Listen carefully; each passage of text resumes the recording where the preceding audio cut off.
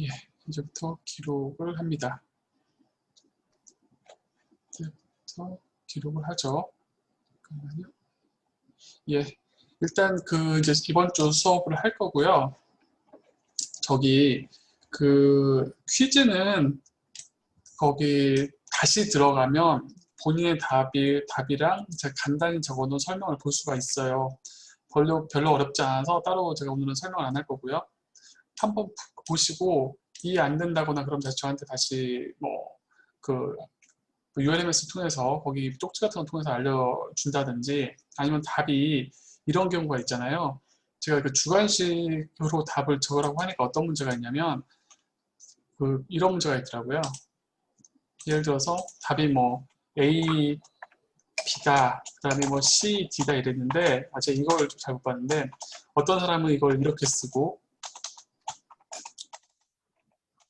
또는 이렇게 쓰고 어떤 사람은 이렇게 쓰고 조금씩 다르게 쓴 거예요. 이런 식으로 쓰고 그러니까 답은 물리적인 답은 하나인데 이런 식으로 하니까 어떤 것은 답으로 치고 컴퓨터가 채점을 하니까 어떤 건 답으로 치고 어떤 건 답으로 안 치고 이런 것들이 있어요. 대부분 다 조정을 해놨는데 나중에 다시 들어가셔서 딱 봤을 때 이런 것들 잘못해가지고 자기가 정답인데 정답이 아닌 걸로 인식이 돼 있다. 그럼 저한테 쪽지를 그걸로 UMS에서 보내주세요. 그럼 제가 그거 다시 수정을 할게요. 어쨌든 그런 거 한번 확인해 주시고요. 다만 이런 거 할 때 제가 가능하면 항상 이번 주, 그 주에 다 해주세요. 안 그러면 다음 주에 또 조정하기가 좀 오래되면 이게 되게 생각보다 힘들어요. 자, 이번 주는 렉처 3, 렉처 3를 시작할 거고요. 지난주 했던 거의 연장선상에 있죠. 지금 우리가 하는 거는 내시 균형에 대해서 이야기를 하고 있어요. 자, 그래서 다시 한번 이제 몇 가지 예제, 지난주까지는 우리가 뭘 했냐면 두 가지 개념을 배웠죠. 두 가지는 아니고 몇 가지 개념을 배웠죠. 일단 노멀 폼 게임이라고 하는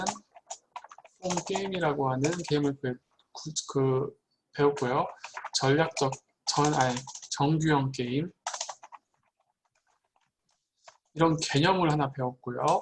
그 다음에 이 정규형 게임의 해 혹은 예측 혹은 미래 혹은 기타 등등을 우리는 가르쳐서 균형 혹은 이퀄리브리엄이라는 용어를 써서 예측을 한다고 했고요. 이 해의 균형이라고 하는 개념은 이런 거죠. 어떤 상황에서 이런 조건 하에서는 이게 가능한 미래다. 혹은 이런 상황에서는 이게 가능한 예측이다. 와처럼 어떤 이런 상황, 어떤 조건을 가리켜서 우리는 솔루션 컨셉이라고 부른다고 했고요. 해 개념. 이러한 해 개념 하에서는 이게 균형이다. 어떤 균형 하에서는 이게 균형이다. 오늘 두 가지 해 개념을 배웠죠. 하나는 IES, DS에 의한 해 개념을 하나 배웠고요. 이 개념은 굉장히 단순하죠. 절대 선택되지 않을 선택은 선택하지 않는다라는 개념인 거죠. 간단하죠. 그런 다음에 또 다른 해 개념으로 내쉬 균형을 배웠어요. 일반적으로는 내쉬 균형을 그냥 표준 스탠다드로 쓸 거예요. 특별한 말이 없으면 우리는 보통은 내쉬 균형을 먼저 찾아요. 왜냐면 ISDS는 굉장히 강력한 개념이긴 하지만 이게 생각보다 해를 많이 좁혀주지 않는 경우가 많이 있거든요. 그래서 사용하지 않는 게 아니라 일반적으로는 내쉬 균형 위주로 찾게 되는 거죠. 자, 이번 주에 할 거는 몇 가지 예제를 할 거예요. 몇 가지 예제, 자주 쓰이는 예제, 중요한 예제 등을 먼저 해서 이 ISDS랑 내시 균형 같은 것들이 어떻게 게임에서 사용되는지를 확인해 볼 것입니다. 이미 배우기는 했지만 그래도 다시 한번 들어가는 거죠. 우리가 이미 배웠죠. 죄수의 딜레마라고 하는 프리즈너스 딜레마스라고 하는 게임은 굉장히 유명한 게임이죠. 개인의 선택과 사회의 선택이 일치하지 않는 경우가 이 경우를 묘사한 게임이라고 볼 수가 있고요. 대표적으로 제일 이런 프리즈너스 딜레마스 게임이 굉장히 많이 사용될 수 있는 예제 중에 하나가 환경이에요. 환경. 환경, 좀 쓰기가 어렵죠. 텍스트, 환경, environment죠.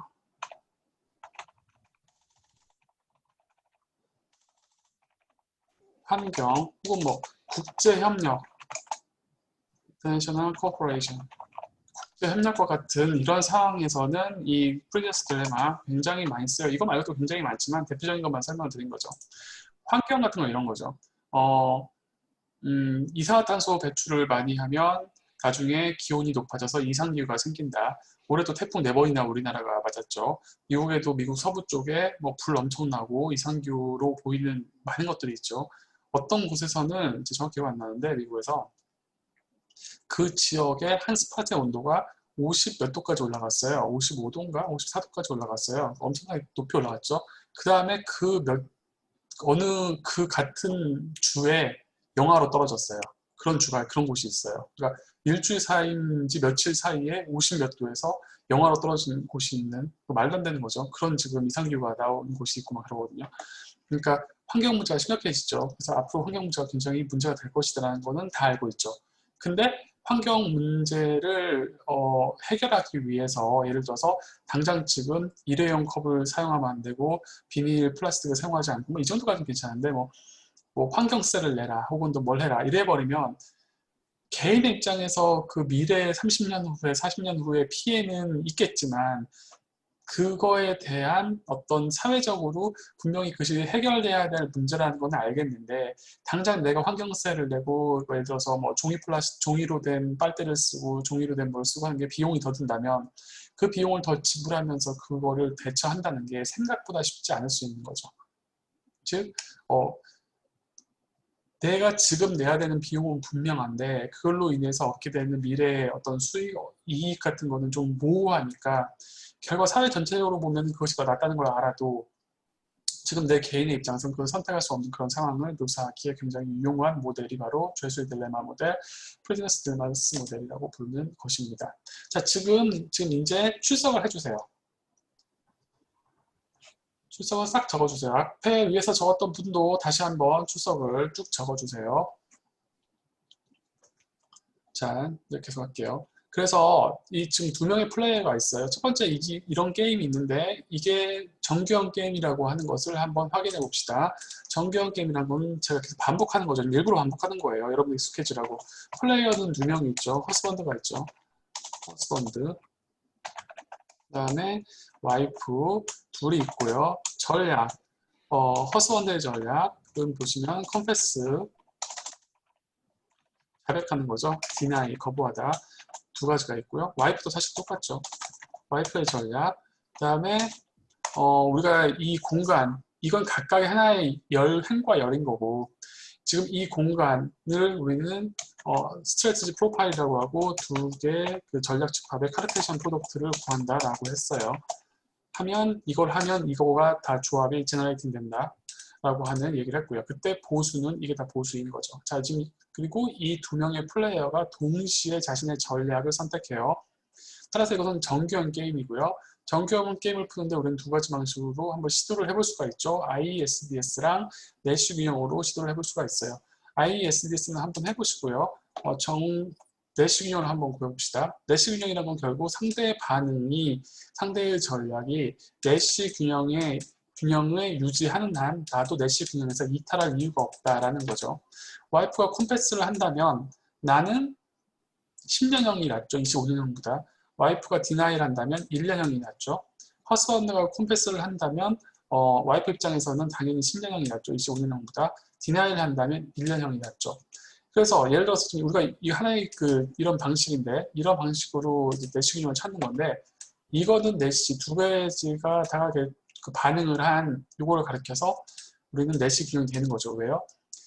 상대가 와이프가 컴패스를 하는 한 나도 컴패스를 할 것이고 내가 컴패스를 하는 한 와이프도 컴패스를 하는 것이 제일 나으니까 따라서 지금 이 균형 컴패스라고 하는 전략에서 이탈할 이유가 없기 때문에 이것은 내시 균형이 되는 거죠. 그런데 이렇게 하나만 쳐 있는 것들은 내시 균형일 수가 없죠. 왜냐하면 와이프 입장에서는 남편 입장에서는 와이프가 디나이를 유지하면 자기는 컴패스를 유지하는 게 맞는데 남편이 컴패스를 유지하면 와이프 입장에서는 여기 좀 안 쳐져 있으니까 컴패스를 디나이를 할 이유가 없는 거죠. 컴패스를 하는 거죠. 따라서 여기서는 이탈하는 거죠. 이쪽으로. 여기서는 이쪽으로 이탈하거나 혹은 뭐 이쪽으로 이탈을 하겠죠.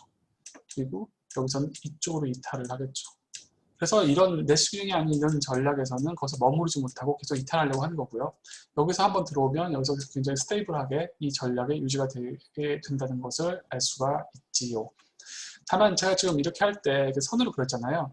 와이프가 컴패스를 하면 남편은 컴패스를 하고요. 와이프가 디나이를 하면 남편도 컴패스를 하겠다라고 하는 이 밑줄 그은 거 있잖아요.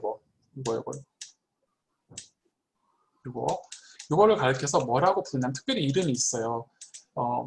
best response라고 그래요. 최적 반응.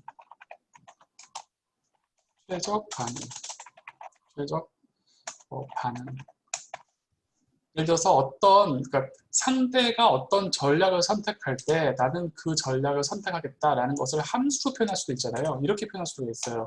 best response function이라고 하는 걸 만들 수가 있어요. best response function 허스번드의 베스트 리스폰스 펑션이라고 하는 거는 상대의 전략이죠. 와이프의 전략이 무엇이냐에 따라서 결정이 되는 거죠. 그러면 나는 어떤 전략을 선택하냐면 나는 이거에 따라서 남편의 자신의 전략, 허스번드의 전략을 선택하는 어떤 함수를 생각할 수 있죠. 예를 들어서 이런 거죠. 베스트 리스폰스 펑션에 허스번드를 짧게 적을게요. 와이프가 컴패스를 하면 자기는 컴패스 하는 게 나을 수도 있죠. 혹은 베스트 리스폰스 펑션 허스번드 와이프가 디나이를 하면 그러면 이 경우에도 컴패스를 하는 게 나을 수가 있죠. 이런 식으로 이 밑줄 있잖아요. 밑줄 이런 함수를 생각할 수 있는데 상대가 어떤 행동을 했었을 때 그거에 따른 나의 최적의 반응은 무엇이냐 해서 이걸 가르쳐서 최적 반응 함수 베스트 리스폰스 펑션이라고 불러요. 근데 이런 베스트 리스폰스 펑션을 말로 하고 적으려는 건 힘들잖아요, 되게. 근데 여기서는 그러니까 쉽게 표시할 수 있다는 거죠. 어떻게? 그냥 밑줄 그어가지고 지금 같은 경우에는 이거의 베스트 리스폰스는 이거, 이거의 베스트 리스폰스는 이거, 얘일 경우 이거, 얘일 경우 이거. 그러면 두 개 겹친 얘가 내시경이구나. 이런 식으로 알 수도 있다. 중요한 건 이 내시경의 의미는 뭐였어요? 그때 말씀드렸지만 다시 한번 설명드려요. 아담 스미스는 그 18세기에 아담 스미스가 그 국부론이라고 하는 책에서 그런 이야기를 했죠. 개인이 이기적이고 당연히 뭐 합리적이란 말도 적어 있는 거죠.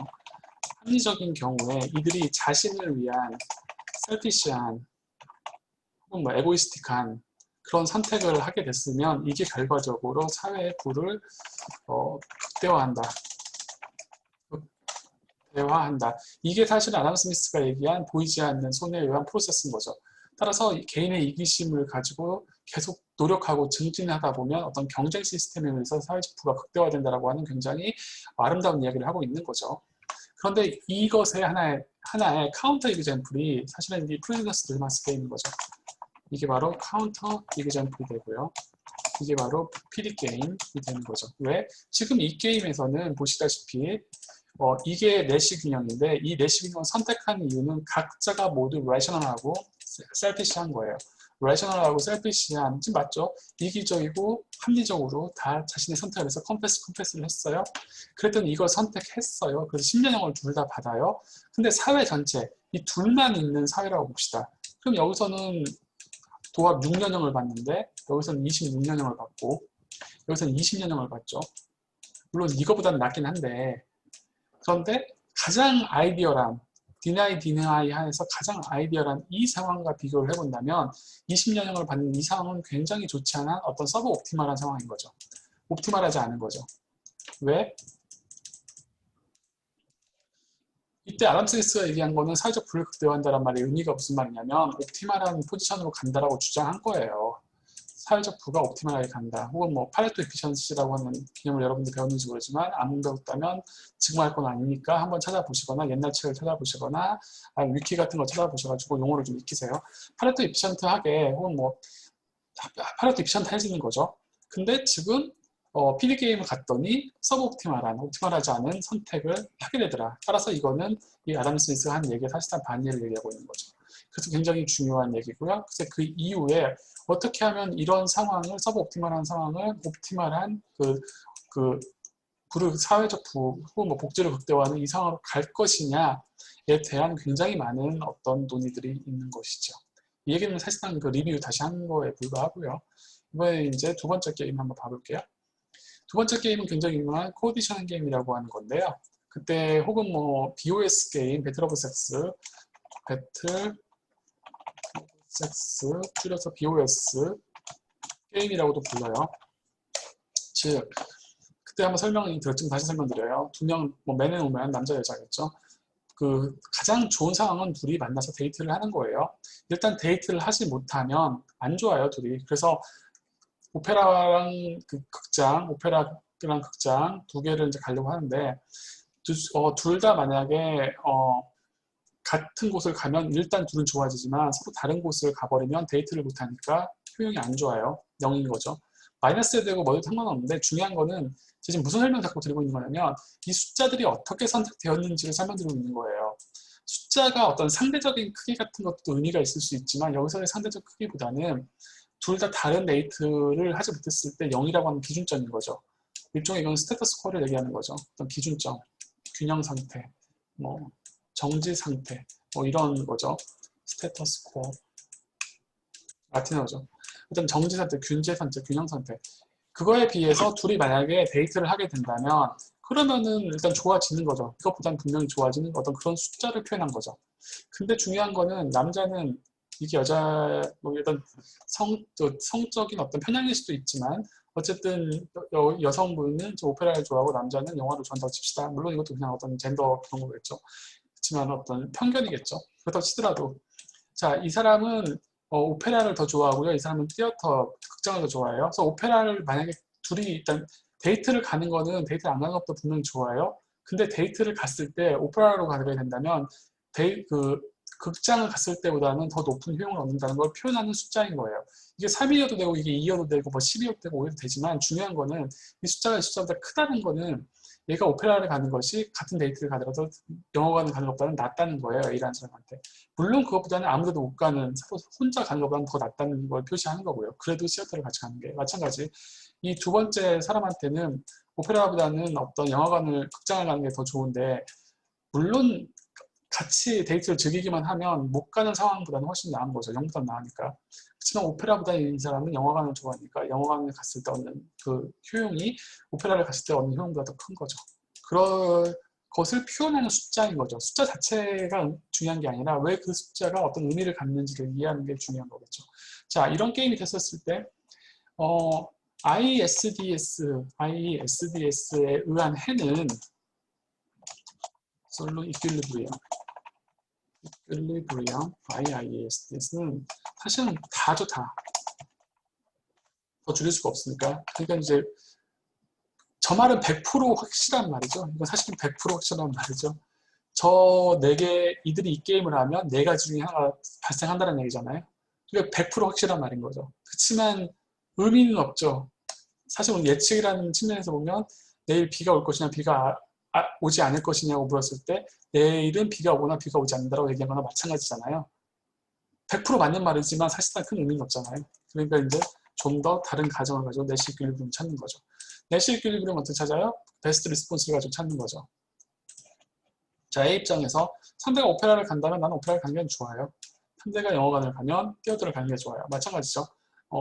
B 입장에서 상대가 오페라를 간다면 오페라 가는 게 나아요. 상대가 띄어들 간다면 나도 띄어들 가는 게 좋아요. 그러면 이 두 가지는 내시 분야인 거죠. 왜? 상대가 오페라를 가는 한 나도 오페라에서 벗어날 이유가 없고 내가 오페라를 가는 한 상대도 오페라에서 벗어날 이유가 없는 거죠. 따라서 이거는 다 스테이블한 어떤 안정성을 가진 전략이 되는 거죠. 그렇지만 이 전략, 오페라를 가고 띄어들을 가는 이 전략은 항상 이탈하려고 하겠죠. 둘 중에 하나는 이탈하는 거죠.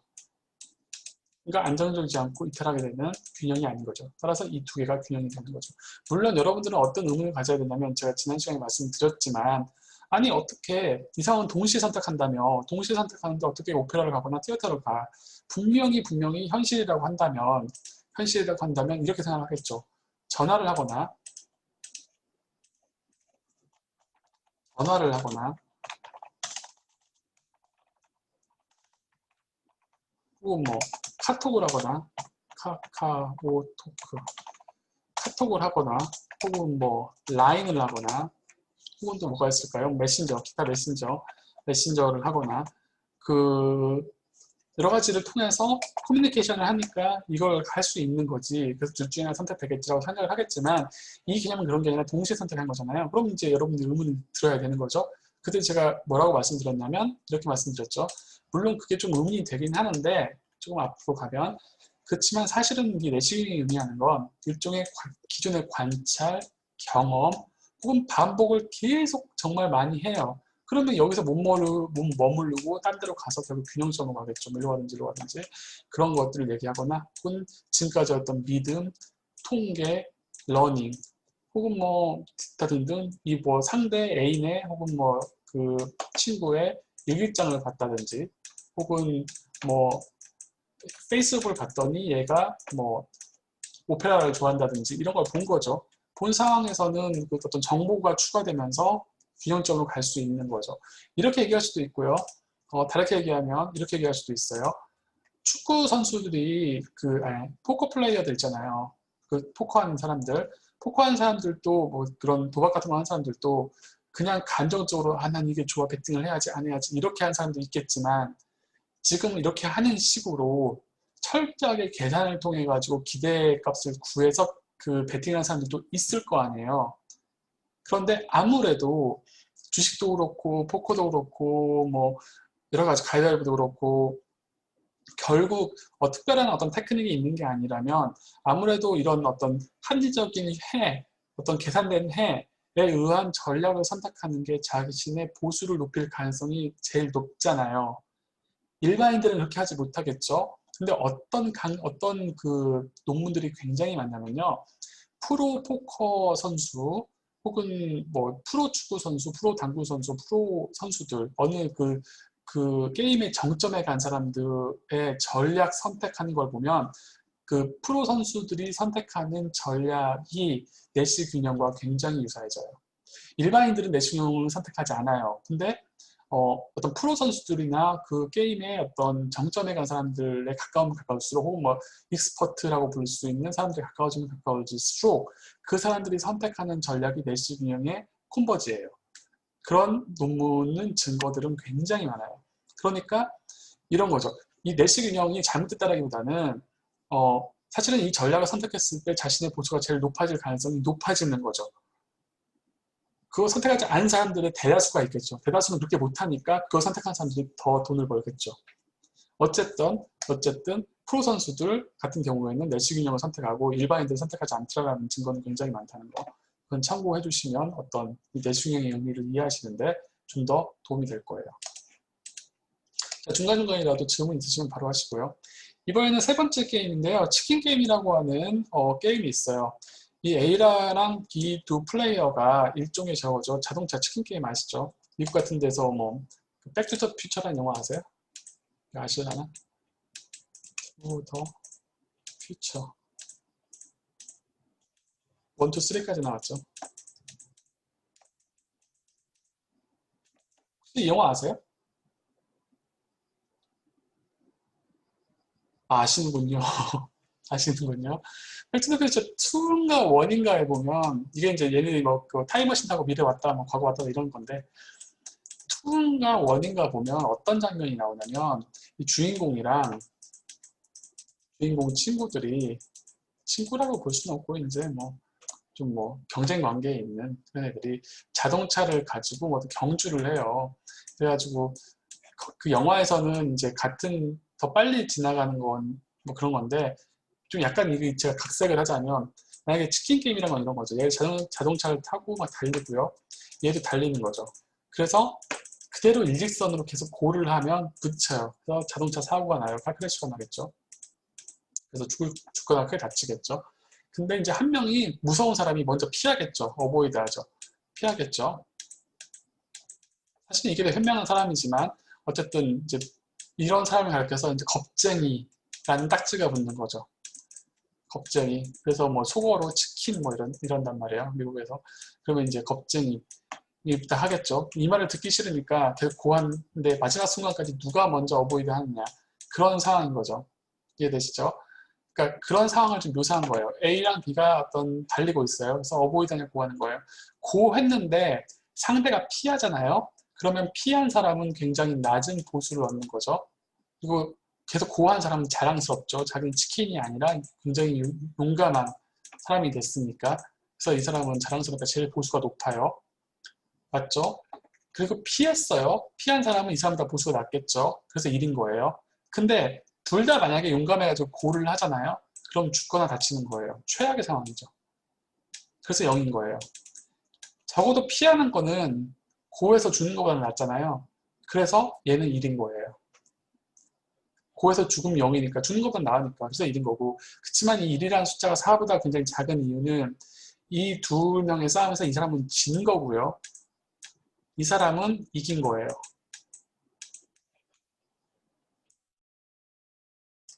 이해되시죠? 근데 이제 그럼 이제 세 다른 상황이 발생할 수 있잖아요. 둘 다 겁쟁이, 그래서 둘 다 피했어요. 뭐 3인 3일 수도 있고 2, 2, 뭐 혹은 2에도 의미는 없지만 별 차이는 없는데 3, 4이라는 의미는 뭐예요? 둘 다 피했잖아요. 살아요. 0보다 더 커야죠. 그리고 이때는 한 명은 피하고 한 명은 안 피했기 때문에 혼자 피한 사람은 겁쟁이가 되지만 이때는 둘 다 피했기 때문에 둘 다 겁쟁이일 수도 있지만 둘 다 그냥 피한 거죠. 그러니까 1보다는 커야겠죠. 그래서 이 3이라는 숫자가 의미하는 건 1보다 크다는 의미가 있고요. 그렇지만 이 4보다는 작아야 된다는 거죠. 왜?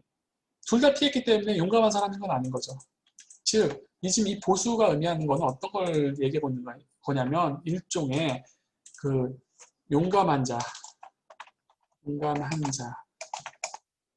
하지만 둘 다 피한 자, 치킨 이런 거죠. 겁쟁이, 치킨, 그리고 뭐 사고나 죽는 자 이렇게 효용을 얻는다고 가정한 거죠. 이해되시죠? 왜 이렇게 보수 이런 어떤 상황을 묘사하는 건지는 이해되실 거예요. 아 물론 피하는 사람도 있겠죠. 이건 다 바보 같은 짓이야. 이런 싸움은 난 그냥 피하는 게 더 합리적이라고 생각해. 그럴 수 있죠. 근데 이건 지금 그런 사람들의 그 상황을 묘사하는 게 아니에요. 다 그러니까 뭐 이것도 뭐 그 어떤 젠더 그런 거 프리저스일 수도 있지만 뭐 상남자 둘이 만나가지고 싸움을 하는데 뭐 전화를 걸어가지고 댓글을 봤는데 뭐 기분이 나빠 그래가지고 언니 5월 5일 모시에 어디서 한번 만나서 싸우자 해가지고 둘이 나왔어요. 나오느냐 안 나오느냐 혹은 뭐 둘이 나와서 싸우냐 안 싸우느냐 그런 상황인 거죠 일종의. 그래서 치킨이 되느냐 아니면 용감한 자가 되느냐 사실은 뭐 의미는 없겠지만 그런 상황을 묘사하는 거죠. 그러면 이 보수표가 의미가 되겠죠. 혹시 여기까지 질문 있으세요?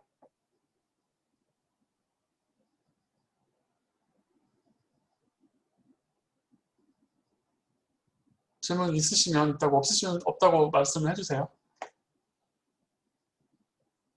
이렇게 묻는 건 여러분이 듣고 있는지를 제가 알아야 되니까. 예, 없죠. 그래요. 자, 그러면 이제 이걸 풀어야죠. 푸는데 우리는 두 가지를 가지고 풀죠. 제가 사실 이 부분 좀 되게 천천히 하는데 이렇게 천천히 하는 이유는 가면서 빨라져요. 근데 뒤로 갔을 때 앞에 거 이해를 못하면 뒤에 거 전혀 이해 못해요. 그러니까 더 그래요. 자, ISDS랑 내쉬 균형으로 풀어봅시다. 자, ISDS에 의한 답은 무엇인가요? 한번 보세요. ISDS에 의한 답은 무엇인가요?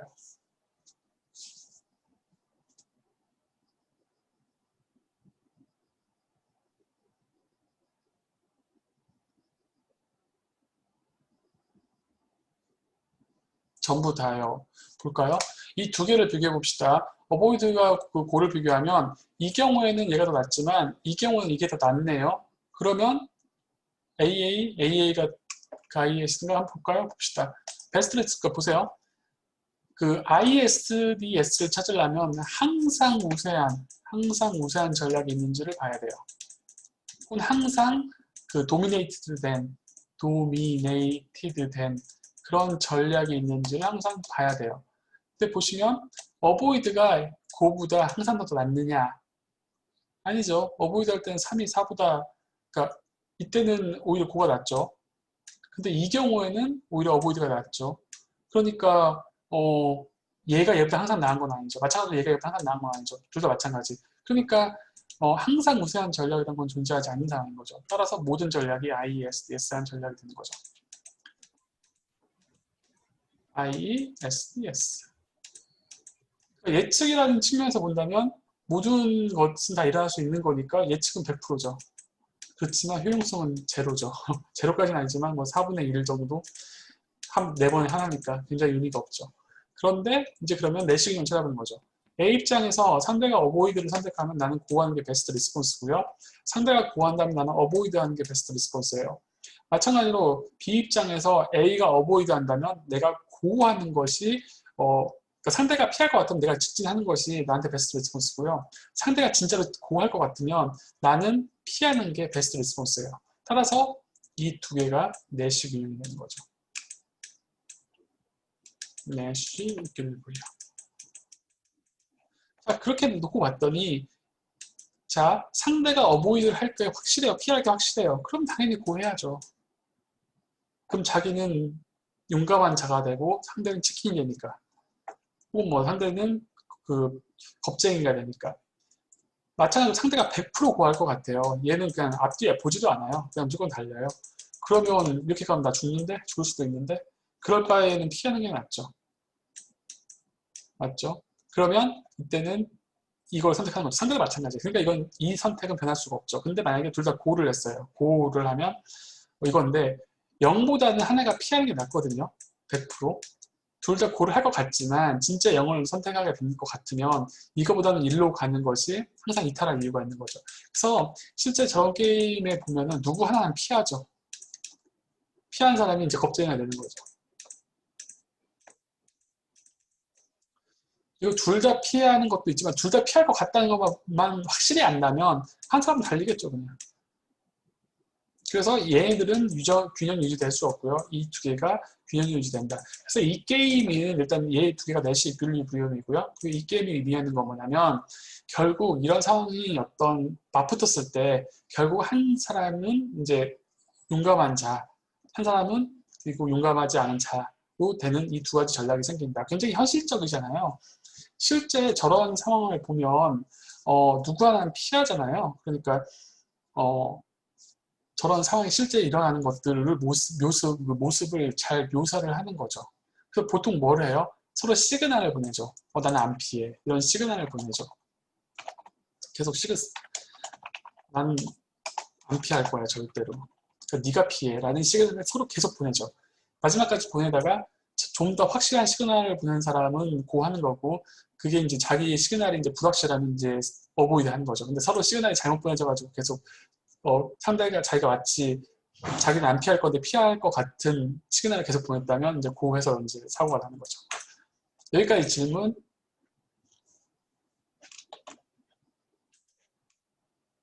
없죠. 다음 거 하나 더 해볼게요. 자, 이번엔 매칭펜이라고 하는 게임인데요. 이 게임이 좀 재밌는 게 보세요. 지금까지 앞에 세 개 게임은 이런 거죠. 어떤 상황이었냐면 스트래티지 프로파일 이거가 있으면 좋은데 수학 기호가 하나 있으면 좋을 것 같은데요. 잠깐만요. 수학 기호가 있을 거예요.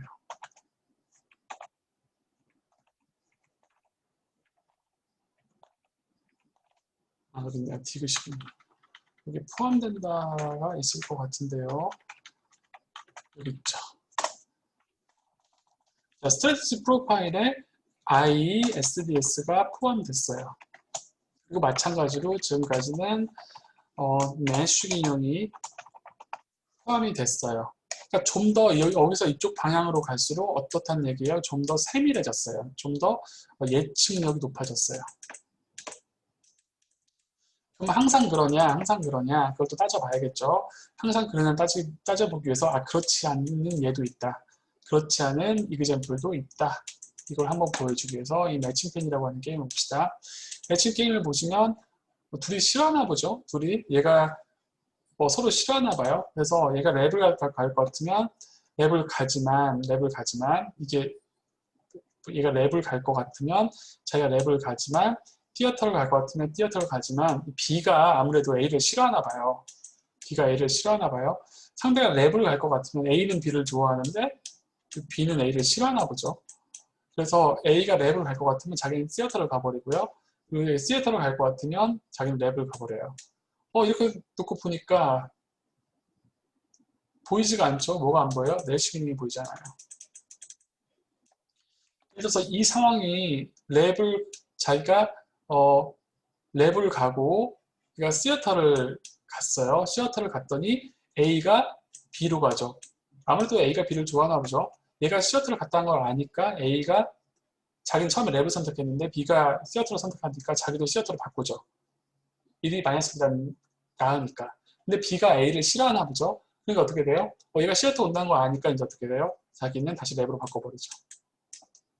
다시 그럼 거의 짝사랑에 가깝네요. A가 일방적으로 B를 좋아하는 그런 짝사랑에 가까운 상황이죠. 그러니까 얘가 오니까 어떻게 돼요? 이번엔 A가 다시 얘 다시 랩으로 갔네? 랩을 쫓아가죠. 그러니까 이번엔 다시 얘가 B가 C앞으로 가죠. 그래서 빙빙빙이 돌죠. 이런 상황에서는 무슨 말이에요? 내시 균형을 찾을 수 없죠. 왜? 안정적으로 하나에 머무르는 균형이 없잖아요. 계속 빙빙빙빙 돌잖아요. 실제 그러니까 여기까지 되셨나요? 지금 균형이 없죠. 안 보이죠? 자, 그런데 없어 보이는데 실제로 그러니까 이렇게 분명한 어떤 하나의 전략, 깨끗한 전략에서는 지금 없죠. 답이 없죠. 이 깨끗한 전략을 뭐라고 부르냐면 말 그대로 깨끗한 전략, 퓨어 스트래티지라고 불러요. 퓨어 스트래티지. 그러니까 깨끗한 전략에서는 답이 없어요. 내시 균형이 못 찾았어요. 없어요. 다시 말해서 이 예제는 이런 깨끗한 전략, 퓨어 스트래티지에서는 사실은 엄밀한 깨끗한 전략 안 하고요. 순수 전략이라고 불러요. 제가 지금 여러분한테 과장을 하기 위해서 깨끗한 전략이라고 이름 붙였지만 순수 전략, 표준적인 용어예요. 어찌됐건 깨끗한 전략만 보면 랩을 할 거냐 뛰어들어 갈 거냐라고 하는 굉장히 클린한 전략에서 본다면 답이 없다는 거죠. 내시경이 없는 경우도 있어요. 그렇지만 이제 전략이 이렇게만 할 수 있는 게 아니고요. 사실 잘 생각해보면 이런 전략도 있어요. 주사위를 던져가지고 내가 만약에 짝수가 나오면 내가 랩을 가고요. 홀수가 나오면은 내가 시어터를 가겠다. 이렇게 전략을 구성할 수도 있잖아요.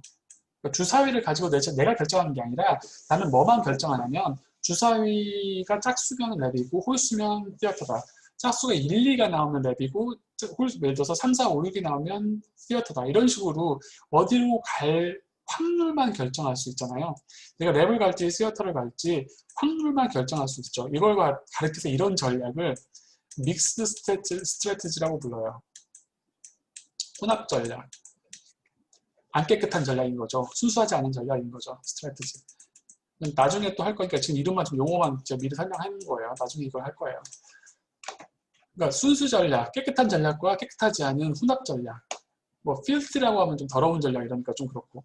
어쨌든 깨끗한 전략과 순수한 전략과 순수하지 않은 전략, 순수 전략과 혼합 전략 이렇게 이름을 붙이는데 이런 전략도 생각해 볼 수 있잖아요. 내가 랩을 갈지 시어터를 갈지를 내 의지로 선택하는 순수한 전략도 있을 수 있지만 혹은 믹스 스트래티지 주사위 던져서 짝수 나오면 랩 가고 홀수 나오면 시어터 가야지. 이러면 무슨 말이냐면 랩 갈 확률이 2분의 1이고 50%고 시어터 갈 확률이 2분의 1이다라는 얘기지만 난 지금 어떤 거 갈지 난 지금은 몰라 라는 얘기인 거잖아요.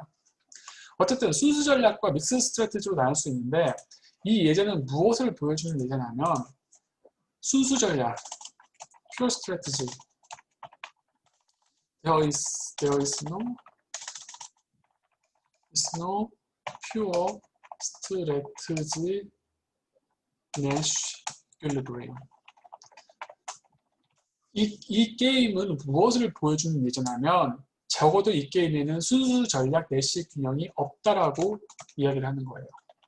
공집합, 순수 전략 내시 균형은 찾을 수 없다. 그런 예제를 보여드리는 거예요. 항상 순수 전략 내시 균형이 존재하는 것은 아니다. 그걸 보여주는 예제예요. 근데 이제 의문은 들 수 있죠. 지금은 안 할 건데 그러면은 아까 전략은 랩을 가냐 시어터를 가냐 이렇게도 구성할 수 있지만 내 주사위 던져가지고 짝수 나오면 랩하고 홀수 나오면 내가 저기 시어터 갈게. 이렇게 순수하지 않은 전략, 믹스 스트래티지를 내가 해볼 수도 있잖아요. 순수하지 않으니까 더러운 전략 이러지는 말고요. 혼합 전략이라고 불러요, 이것도. 믹스 스트래티지에서는 사실은 내수 균형이 존재해요. 지금은 조금 나중에 설명드릴게요. 좀 한 다음에. 믹스 스트래티지 오늘은 안 할 거예요. 이 내시 믹스 스트래티지에서는 여기서도 답이 있어요. 그 안정적인 균형점이 있어요. 그게 뭐냐면 딱 느낌 오죠. 지금은 듣고 흘리세요. 나중엔 다 풀 거지만 지금은 그냥 그렇다는 뜻이니까. 사실 잘 보시면 어떤 균형이 존재할 수 있냐면 A와 B 모두 어떤 걸 선택하냐면 50%의 랩과 50%의 시어터를 선택하는 이런 전략을 선택할 수 있고요. 사실 이게 균형이에요. 이건 나중에 이게 왜 균형이 되는지. 왜냐면 이렇게 둘 다 어디 갈지 모르니까 계속 도니까 반드시 선택해보는 거죠. 둘 다 반드시 선택하는 게 하나의 균형일 수 있거든요. 지금 이제 이해가 안 되시겠지만 이건 나중에 설명드리고요. 어쨌든 이런 균형점, 이것도 내시 균형이에요. 그렇지만 지금 하는 그 순수 전략만 본다면 이 예제에서는 순수 전략 내시 균형이 존재하지 않아요. 여기까지 질문.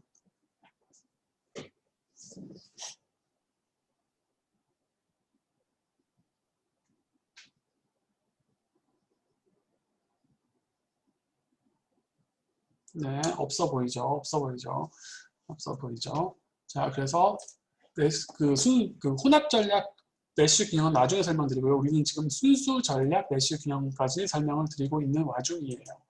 그래서 매칭 페니에서는 순수 전략 내시 균형이 존재하지 않는다라고 설명을 드렸어요. 자, 빌리프 시스템 이미 말씀드렸고요. 말씀드렸듯이 내시 균형은 매칭 페니에서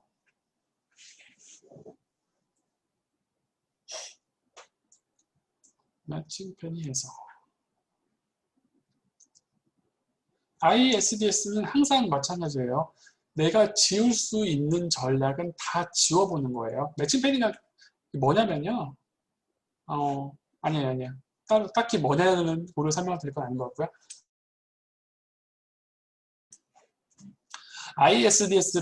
죄송해요.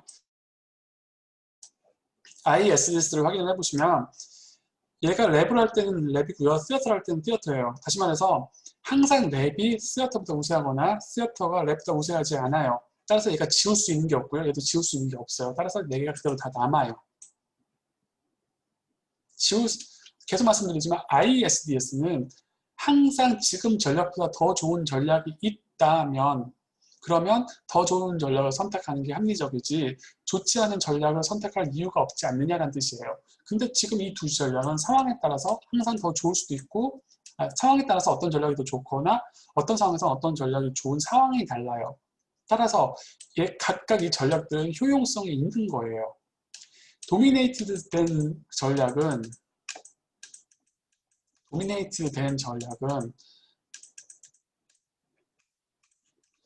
항상 어떤 상황에서도 얘보다 더 나은 전략이 있다는 거예요. 그럼 바보가 아니면 얘를 선택하지 얘를 왜 선택하겠어요?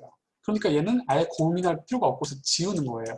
근데 여기서는 랩을 선택할 상황이 있고 시어터를 선택할 상황이 있기 때문에 얘가 얘보다 더 우세하다. 항상 우세한 게 아니죠. 그래서 지울 수가 없죠. 따라서 이건 이 상황은 B한테도 마찬가지. 그래서 이 4개가 그대로 다 살아남는 것이고 따라서 얘는 ISDS가 됩니다. 잘 되셨을 거라고 생각이 되고요. 제가 조금 시간을 중간에 이제 쉽게요. 왜냐하면 다음 내용이 이제 갑자기 이제 좀 점프를 해요. 다음 내용이 좀 이 정도 수준으로 이제 좀 하다가 한번 툭 점프를 하거든요. 좀 어려울 수 있어요. 그러니까 여러분의 뇌를 이제 조금 더 활성화시켜야 되는 시간을 드리는 거예요. 지금 12분 동안 쉬고 30분에 시작할 건데요. 그동안 지금까지 한 내용을 다시 한번 리뷰하시고 반추하세요. 왜냐하면 다음 내용은 갑자기 한번 점프를 해서 조금 더 어려워져요. 그래서 12분 쉬고 11시 반에 다시 시작하겠습니다. 혹시 자기 출석 안 하신 분들은 출석하시고요. 바로 지금 다 남겨놓으시고요. 30분에 다시 보도록 하겠습니다. 일단 기록을 중지할게요. 일단 기록 대시 중지. 이번에는 이제 이건 다 했고요.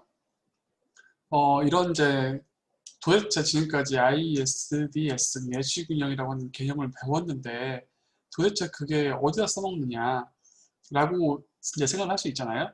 이제 구체적인 예 같은 걸 하나를 가지고 실제로 쓰는 방법을 이제부터 보여드리는 거예요. 사실은 이 게임 이론은요, 잘 생각해 보시면은 합리적이고 셀피시한 그런 그런 플레이어들한테 가장 잘 적용돼요. 한번 생각해 보세요. 도대체 셀피시하고 레셔널한 그런 플레이어들이 가장 잘 도드라지는 곳이 어디일까요? 개인들은 사실 이 두 조건은 잘 만족하기는 쉽지 않아요. 셀피시라고 하는 것도 그러니까 셀피시 의미일 수도 있지만 사실은 그때 말씀드렸던 것처럼 인디펜던트, 독립성도 되거든요. 약간 이런 의미도 같이 담고 있어서 독립적으로 이 개인주의적이면서도 합리적인 이런 사람들 사이에 어떤 관계를 묘사하는 것이라고 한다면 어떤 상황이 이 두 가지 플레이어에 잘 들어맞는다고 생각하세요? 한번 어떤 사람들 묘사하는 게 개인들 제 생각에는 개인들은 사실 게임 이론 이런 표준적인 인간을 묘사하는 게임 이론은 잘 맞지 않아요. 인간은 그렇게 합리적이지도 않고요. 인간이 그렇게 셀피시하지도 않아요. 그런다고 한다면 게임 이론이 의미가 없느냐? 아니에요. 게임 이론은 사실 굉장히 잘 들어맞는 곳이 많아요. FTA라고 하면 너무 좀 그렇잖아. 좀 더 구체적으로 말씀을 해주시죠.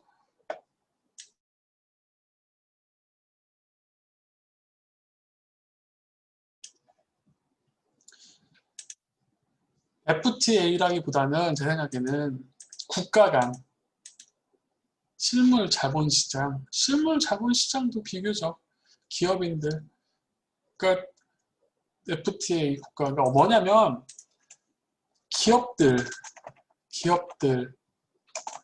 잘 들어맞겠죠. 근데 기업은 또 잘 생각해 보세요. 대기업과 소기업을 나눠본다면 누가 더 잘 들어맞을까요?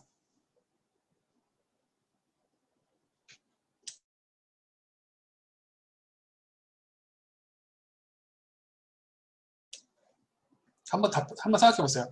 대기업과 소기업 중에 대기업이죠. 왜냐하면 대기업은 의사결정을 하는 게 어떤 개인이 하는 게 아니잖아요. 그 안에 수많은 뭐 전략부서, 기획부서 어떤 의견 하나가 채택이 되려면 수많은 어떤 단계를 거쳐가지고 채택이 되기 때문에 그 안에서 어떤 비합리적인 요소들은 아무래도 걸러질 것이고요. 또 굉장히 합리적인 선택을 하려고 최선을 다하겠죠. 그 기업 자체를 위해서. 그래서 사실 게임 이론이 가장 경제학에서 가장 많이 쓰이는 곳이 쉽게 말하면 대기업론이에요. 대기업론이라고 하면 뭘까요? 이렇게 하면 잘 안 와닿죠. 과점시장 이론이에요. 예를 들어서 뭐 과점시장 많죠. 자동차 시장, 또 뭐가 있을까요? 과점시장 거의 다예요. 지금 우리가 보는 시장 거의 다 과점시장이에요. 자동차 시장. 대표적인 것도 뭐 있죠? 기업 몇 개만 있는 거. 뭐 음료수, 통신, 또 뭐가 있을까요? 스마트폰, 뭐 스마트폰도 통신이라고 부르고 스마트폰 다 이런 거잖아요. 뭐 맥주, 뭐 이런 거 다 몇 개 없잖아요. 이런 식으로 다 과점 시장이에요. 그러니까 쉽게 말하면 거대 플레이어들이 플레이하는 그 시장, 과점 시장, 대기업 이론 거기서 게임 이론이 가장 잘 쓰여요. 그래서 무슨 말이에요? 달리 말하면 산업조직론, 사제품 조직론이 사실은 거의 과점 시장 이론이나 마찬가지거든요. 그러니까 사실은 산업 조직론의 어떤 거의 기반 이론이 게임 이론이에요. 쉽게 말하면 전략경제학이 결국은 산업 조직론과 유사하거든요. 그래서 이게 다 게임 이론이 쓰일 수 있는 거죠. 근데 이제 이게 잘 반대로 안 들어맞는 분야가 있겠죠. 생각보다 잘 안 들어맞는 분야. 여기만 이럴까요? 또 이런 데가 있어요. 생물학에서 진화생물학. 예전에 뭐 유명한 책 있죠. 그 뭐 무슨 도킨슨가 하는 사람의 그 이기적 유전자 이런 책 보면 그 지놈에 이미 어떤 그 생명의 그 복제를 통한 어떤 이기심 이런 것들이 이미 그 DNA에 내장이 돼 있어서 생물 자체는 철저하게 그 셀피시하고 인디펜던트한 존재고 생각보다 합리적이다. 장기적인 그 시간에서는 장기에서는 그래서 진화 생물학 같은 거를 설명하기 위해서 진화 게임 이론이라는 게 또 있어요. 약간 더 파생돼 나간 거거든요. 게임 이론에서 진화 게임 이론 이런 것들이 사실은 굉장히 잘 들어맞는 거죠. 진화 생물 이런 데서도 게임 이론 되게 많이 쓰이죠. 심지어 저기서도 쓰여요. 고고학에서도 어떤 또 분야에서는 진화 뭐 관련된 이런 쪽에서는 게임 이론이 또 써요. 왜? 이 두 가지만 맞으면 되거든요. 레셔널하고 셀피시니스. 이게 제일 잘 들어맞는 곳이 경제학이나 이쪽에서는 산업조직론. 결국 대기업론인 거니까. 이게 또 소기업으로 들어가면 또 잘 안 맞겠죠. 반대로 그러면 가장 잘 안 들어맞는 곳이 어딜까요? 안 들어맞는 곳 중에 하나가 제 생각에는 저거예요. 소비자 이론이에요. 소비자는 개인이잖아요. 개인이다 보니까 합리성이 좀 떨어지죠. 약간 뭐 떨어진다고 말하기는 조금 그렇지만 어쨌든 좀 그렇죠. 제한된 합리성. 또 뭐가 있을까요? 이기심이라는 것도 독립시점, 독립심, 독립성, 뭐 개인성 이런 것도 기업에 비하면 현저하게 떨어지거든요. 그러니까 오히려 게임 이론이 잘 안 맞죠. 얘네들한테는. 그래서 어떤 게임 이론을 써요? 얘들도 그냥 게임 이론을 쓰는 게 아니라 좀 확대된 게임 이론을 쓰죠. 그게 뭐예요? 행동경제학에서 나온 쉽게 말하면 행동 게임 이론이라는 게 있어요. 비헤이비어 게임 티어리. 행동 게임 이론이라는 거는 사이칼로지랑 게임 이론을 합쳐요. 그래서 그 안에 뭐가 있냐면 예를 들어서 이런 게 있어요. 사이콜로지컬 게임 티어리. 심리적 게임 이론이라는 것도 있어요. 이 심리적 게임 이론은 감정, 기대, 규범 이런 것들을 연구하는 게임 이론이에요. 그러면 이런 식으로 발달이 되는 거예요. 사실 제가 얘기하는 게 제 메인 이쪽이어서 어쨌든 이렇게 분리되는 거죠. 지금 우리가 하고 있는 거는 어떤 고전적인 표준적인 게임 이론을 하는 거고요. 특히 그 중에서도 이 경제학이나 이쪽에서는 가장 잘 들어맞는 분야가 사실 이 과점이론, 대기업론, 특히 말하면 산업조직론, 전략경제학 이런 쪽인 거죠. 그래서 그것의 가장 스탠다드한 이해, 가장 표준적인 이해, 이 예제만큼 100% 이해해야 되는 예제를 이제부터 설명을 드릴게요. 그래서 서두가 좀 길었는데 소위 크로노 게임이라고 하는 거 들어보셨겠지만 크로노 게임이라고 하는 게임이에요. 어떤 시장이 있는데 그 시장에는 딱 2개의 기업만 있어요. 지금 뭐 N개의 기업이 있을 수도 있지만 지금은 2개는 그 복점 시장이에요. 듀오폴리는 복점 시장이에요. 여기에 뭐 지금 뭐 보트라고 했지만 그냥 기업이에요. 기업 A랑 기업 B가 지금 뭐 물고기를 잡는 거라고 칩시다. 이 물고기 시장, 물고기 뭐 생산 시장이라고 해도 잡는다고 했지만 그냥 생각하기 쉽게 물고기 공장 합시다. 그래서 물고기 공장을 하는 A와 B라고 하는 2개의 기업이 있어요. 이 물고기에 대한 시장의 수요 곡선은 이거예요. 즉 물고기 가격이 높아지면 시장의 수요량이 감소하는 거고 물고기 가격이 싸지면 시장의 가격이 올라가는 수요 곡선이 있고요. 얘네 둘이 공급을 해요. 그때 생산비가 10이래요. 그리고 고정비는 없다고 칩시다. 고정비. 미시경제학을 들으셨다면 비용은 2가지로 크게 구분이 되죠. 토탈 코스트는 비용이라는 걸 크게 보면 고정비랑 변동비로 구분이 되죠. 근데 지금 이 문제에서는 고정비는 0이라고 가정하는 거예요. 따라서 변동비만 남죠. 변동비는 뭐예요? 하나 생산할 때마다 10이기 때문에 내가 물건 하나 만들면 Q를 하나 만들 때마다 10이니까 이게 변동비고 이게 결국 토탈 코스트가 되는 거죠. 여기까지 질문.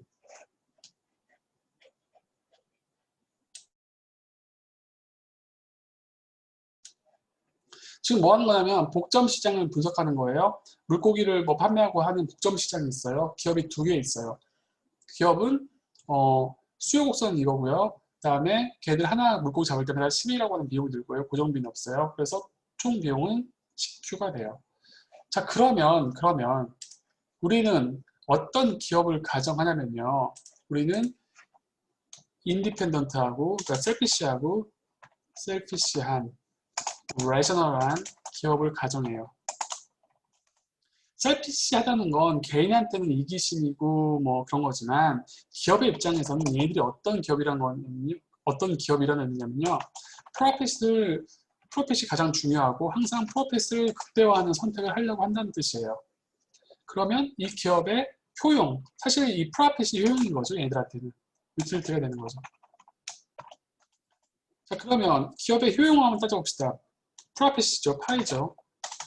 파이. A라는 기업의 효용은 어떻게 될까요? 이 프로핏은 어떻게 될까요? 총 수익에서 총 비용 빼면 그게 이윤이에요. 왜? 이 기업들은 이기적이고 이윤만 바라보는 기업들이기 때문에 총 수익에서 총 비용을 뺀 이윤을 구하고 그게 곧 효용이고 이 기업들의 이것들을 극대화하려고 하겠죠.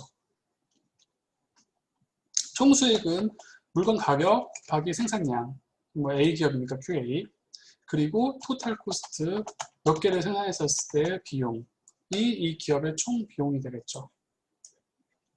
근데 물건 가격 곱하기 QA, 요 아까 총 비용 얼마냐고 했냐면 10QA가 되겠죠. 따라서 이 기업의 이윤은 이게 되겠죠. 마찬가지로 B라는 기업도 존재하죠. 두 개의 기업이 두 개 있으니까 얘도 똑같이 토탈 레버뉴에서 토탈 코스트를 빼겠죠. 시장 가격에서 물건을, 이 말이잖아요. 시장 가격에서 물건을 얼마만큼 팔면 이 정도의 수익이 없고요. 그 물건을 생산하기 위해서 이 정도 비용이 드는데 QB가 되겠죠. 다음에 10QB 따라서 P-10 QB, 이게 이 기업 A랑 B가 얻게 되는 이윤인 거죠. 그 이윤이 말하자면 이 기업들의 총 효용이 되는 것이지요. 여기까지 질문.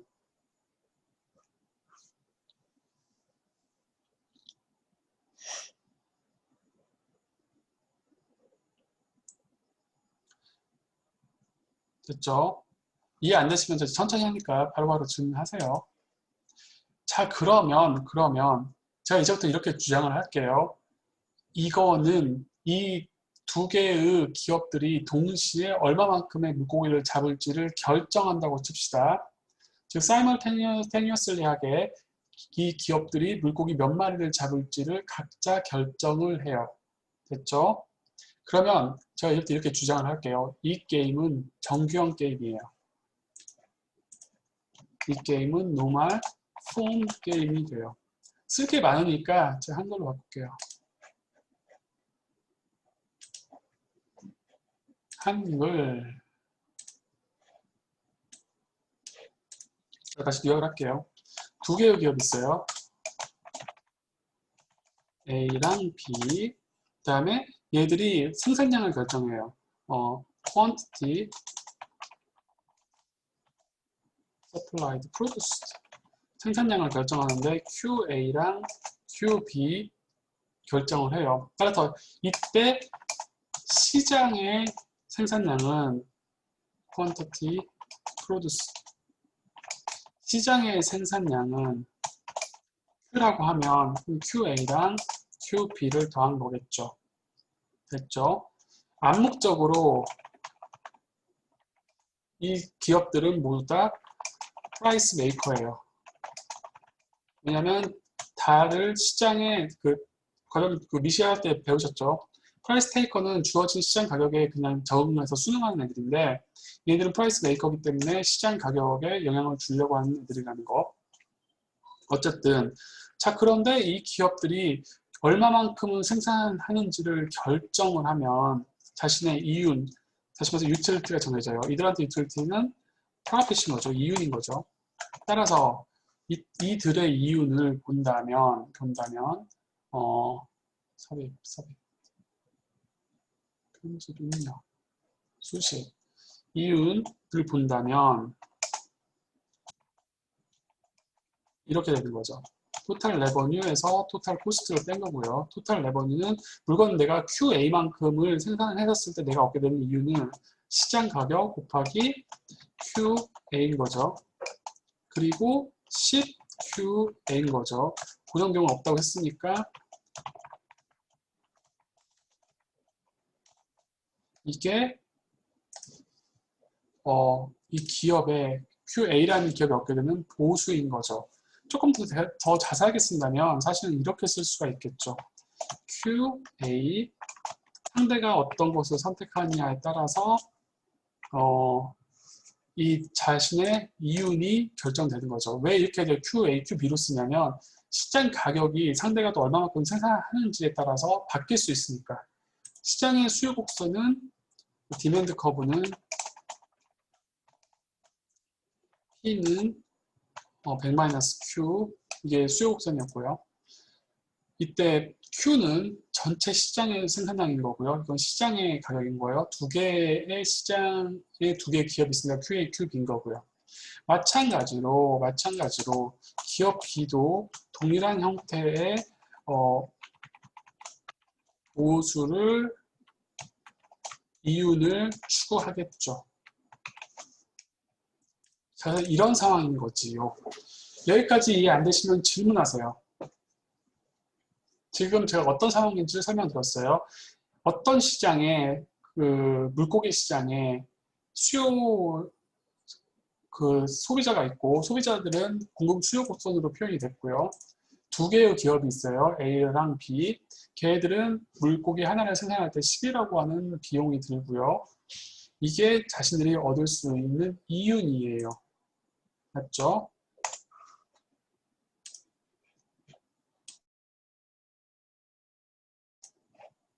여기까지 질문.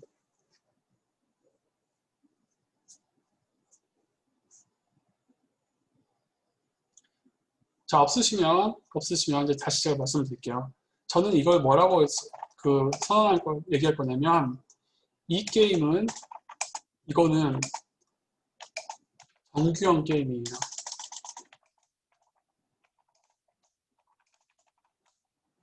이라고 주장할 거예요. 왜 그러냐면, 정규형 게임은 일단 암묵적으로 얘들은 동시에 생산량을 결정한다고 제가 주장할 거예요. 가위바위보처럼 동시에 얼마만큼 생산할지를, 물고기를 얼마만큼 잡을지를 결정하는 거예요. 자, 그러면 이 게임은 전 정규형 게임이라고 주장을 할 건데, 왜? 첫 번째 선수, 플레이어 셋, 선수는 A랑 B예요. 그리고 전략은 뭔가요? 전략은 자신들이 얼마만큼 생산할지를 결정하는 것이에요. 그래서 예를 들어서 A라는 기업의 전략은 음수를 선택할 수는 없잖아요. 0은 마이너스만큼 생산한다는 개념이 있을 수가 없잖아요. 그래서 사실은 이건 거죠. 이게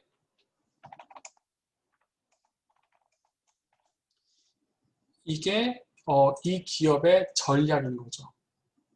마찬가지로 B라고 하는 기업도 자신의 전략을 선택할 건데 전략 집합을 생각해 볼 수가 있는데 자기가 선택할 수 있는 거잖아요. 그게 전략이잖아요. QB를 선택할 수 있는데 어떤 거냐면 QB는 0보다 큰 아무 숫자가 되겠죠. 이게 이 두 기업이 각각 선택할 수 있는 생산량인 거죠. 그러니까 저 호수에는 굉장히 많은 혹은 이 기업들이 아무리 용을 써도 다 잡을 수 없을 만큼 많은 물고기들이 있는 거죠. 그래서 동시에 원하는 만큼 잡으려고 할 거예요.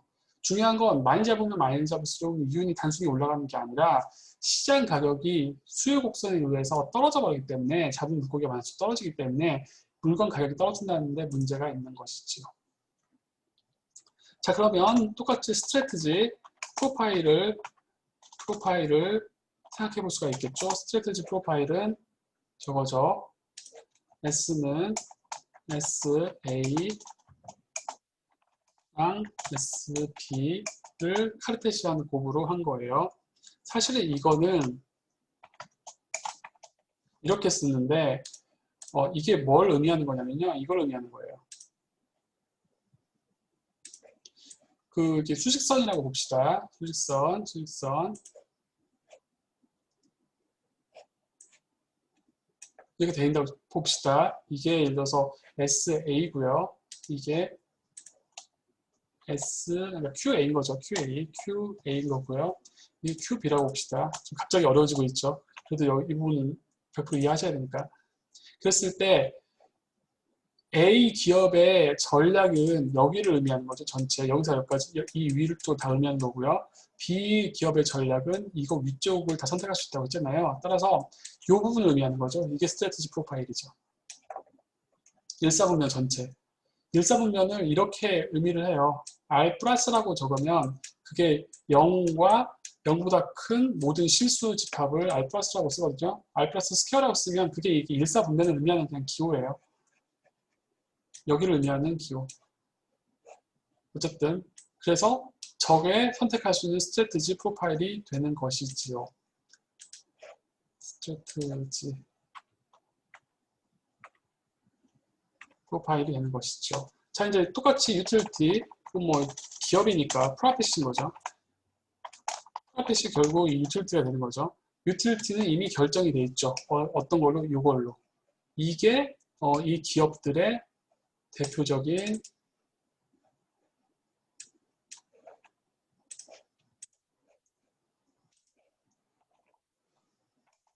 이 기업들의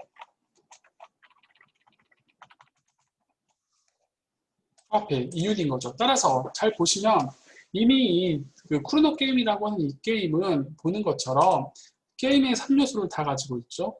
그리고 제가 뭐라고 계속 얘기를 했어요. 선수 둘, 기업 둘이 동시에 얼마만큼 생산할지를 결정하겠다라고 말씀드렸고 이 기업들은 이기적이고 합리적이에요. 따라서 선수, 전략, 보수 3요소를 다 가지고 있는 이거는 정규형 게임인 거죠. 노멀 폼 게임인 거죠.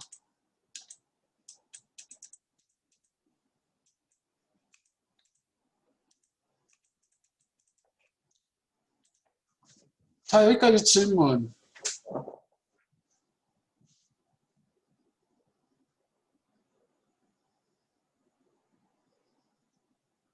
갑자기 좀 정신이 없을 수가 있어요. 에세이에서.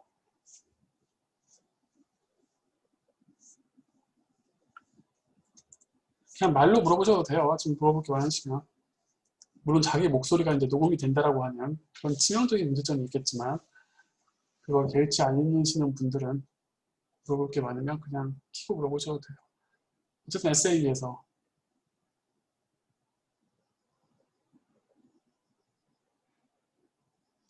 QA는 0보다 크다고 하셨는데 기업이 이윤을 추구해야 하니까 90보다는 작거나 같아야 하지 않나요? 뭐 그럴 수는 있긴 한데 전략이라는 거는 그건 이제 뭐 그렇게 한정해도 상관은 없는데 한정해도 상관은 없는데 지금 당장은 그렇게 굳이 나눌 필요는 없다고 봐요. 왜냐하면 지금은 어떤 숫자를 선택할 수 있느냐 90보다 작다고도 마찬가지인데 저 90보다 작은 것은 이윤이 0보다 작아지니까 선택하지 않는 거겠죠. 근데 지금은 그런 거 아니라 선택할 수 있는 어떤 큰 바운더리 정도로 생각하실 수 있으니까 어찌됐건 저런 그 분석을 하지 않더라도 최소한 0이나 0보다 큰 숫자는 선택할 수 있겠죠. 그러니까 이 정도를 전략으로 잡아도 큰 무리는 없다고 저는 봐요. 그렇게 전략을 잡아도 상관은 없어요. 근데 이렇게 전략을 잡아도 사실 결과가 달라지지 않아서 저는 상관은 없다고 봐요. 자, 됐죠? 일단 여기까지 됐죠? 또 질문 있으면 하세요. 하나씩 하나씩 다 이해하세요. 이거는 100% 이해해야 되는 예제예요. 이거 이해를 못하면 다음 것도 이해 못해요. 그러니까 지금 천천히 하나씩 다 이해하세요. 지금 이해 안 되시면 다 그냥 지금 물어보세요. 제가 지금까지 뭘 했냐면 크로노 게임이라고 하는 게임은 정규형 게임이다라고 정의를 했어요. 그리고 그것이 정규형 게임인 것을 보였어요. 자, 그러면 뭘 할 수 있어요? 이 게임의 해 혹은 이퀄리브리엄을 찾을 수가 있죠. 이 게임의 해나 이퀄리브리엄이라고 하는 건 우리가 배운 건 두 가지밖에 없어요. 뭐예요? 하나는 I, E, S, D, S에 의해서 찾을 수도 있고요. 내시 균형에 의해서 찾을 수도 있어요. 근데 아직도 지금 이게 잘 감이 안 오시는 분들이 있을까봐 이렇게 생각해 보세요. 지금 우리는 어떤 테이블로만 정규형 게임을 지금 받아들여가지고 좀 잘 안 와닿을 수가 있잖아요. 그러면 이렇게 한번 생각을 해보세요. 이렇게 테이블 하나 만들어 볼게요. 예를 들어서 뭐, 어떤 거 하니까 5점을 만들어 봅시다. 지금 이 게임을 이렇게 표현할 수도 있어요. 여기가 뭐냐면 선수 A랑 B가 전략을 선택하는데 0보다는 크겠죠. 그러니까 뭐 하나 더 만듭시다. 하나 더 만들고 셀 나누기 줄 칸 나누기 칸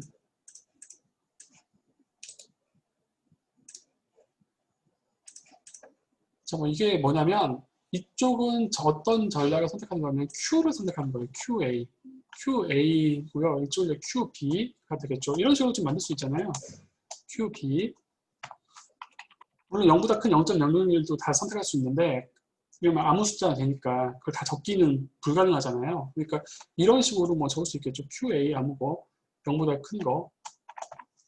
그리고 뭐 그 숫자 중에 뭐 아무거나 적을 수 있겠죠. 그리고 그렇지만 여기는 이제 보통 뭐까지 적을 수 있을까요? 뭐 아무 숫자 다 적을 수 있겠지만 무한대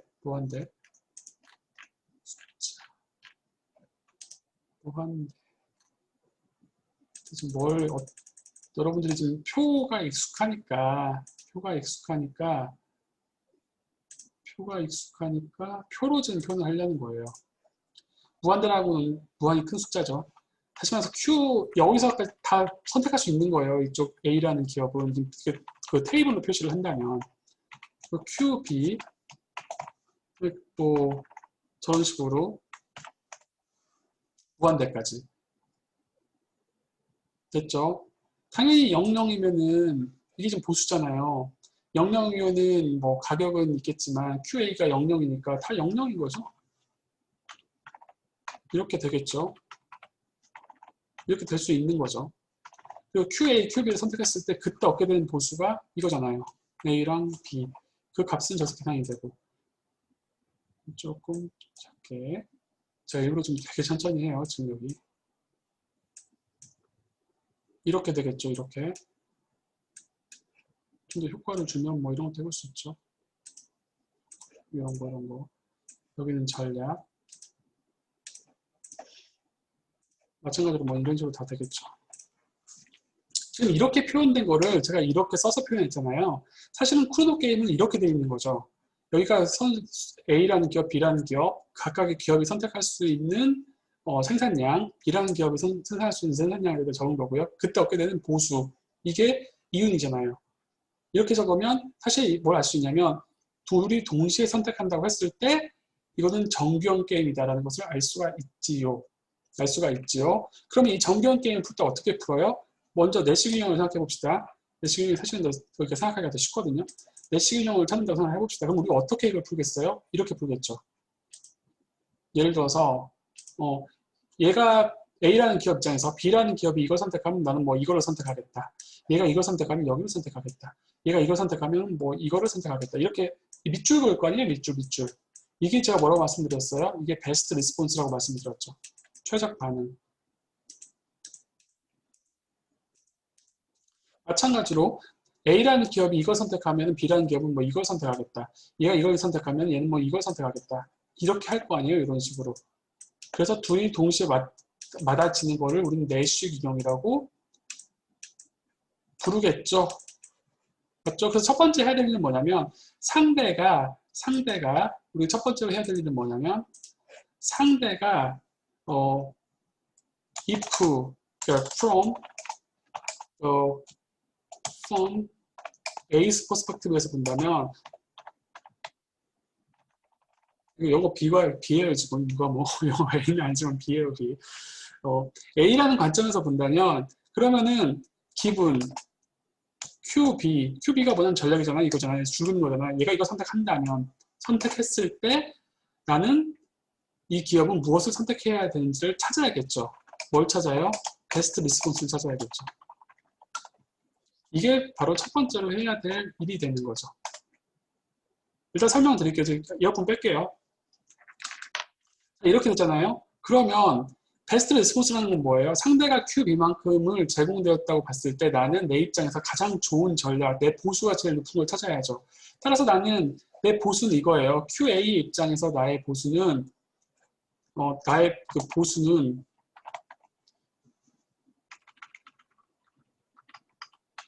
좀 더 어려울 수 있죠. QA라는 입장에서 나의 보수는 이거죠. 아까 P-C 곱하기 QA. 이게 내 보수예요.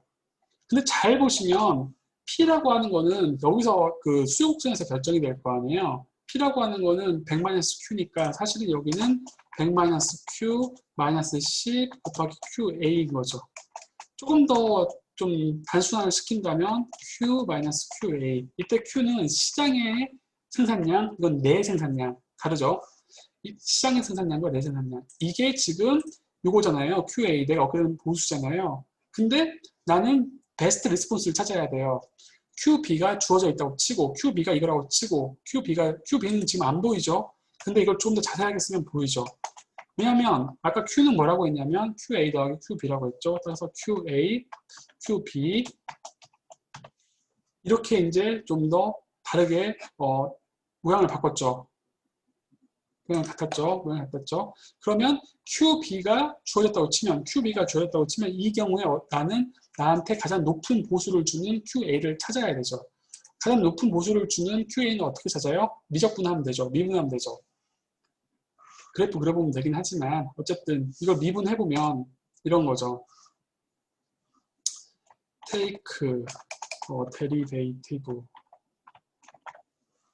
미분을 하면 뭐에 관해서 나는 QA에 관해서 미분하니까 QA에 관해서 미분을 해보면 미분을 어떻게 해야 된다 이런 것까지는 제가 안 해요. 그거는 해보세요. 일단 미분을 하면 QA에 관해서 그 편미분을 하면 미분을 하면 첫째 QA가 해서 미분하니까 마이너스가 남죠. 마이너스 QA 그리고 여기서 QA를 해서 미분하니까 얘가 그대로 남죠. 그래서 90 마이너스 QA 마이너스 QB는 0인 이걸 만족하는 QA를 찾으면 되죠.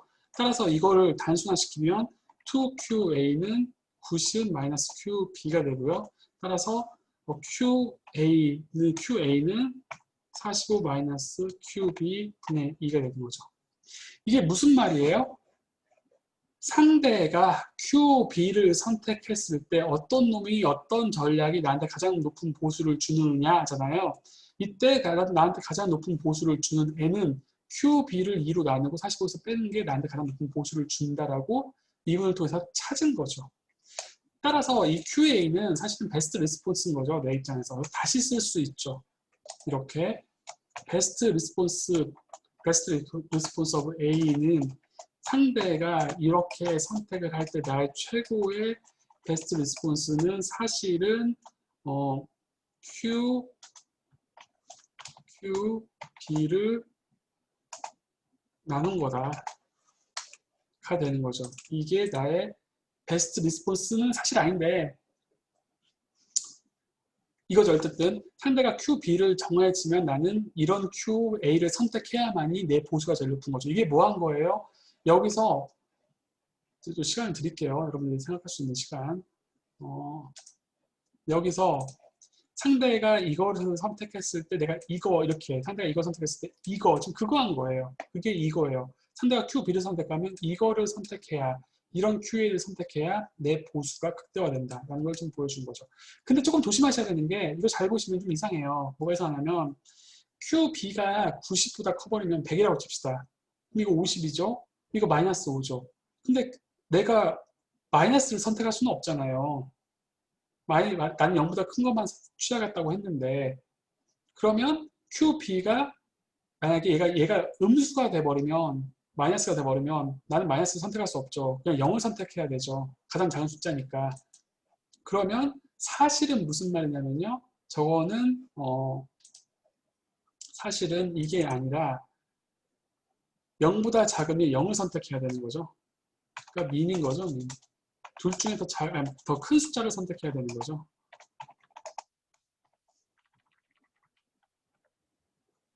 잠깐만요.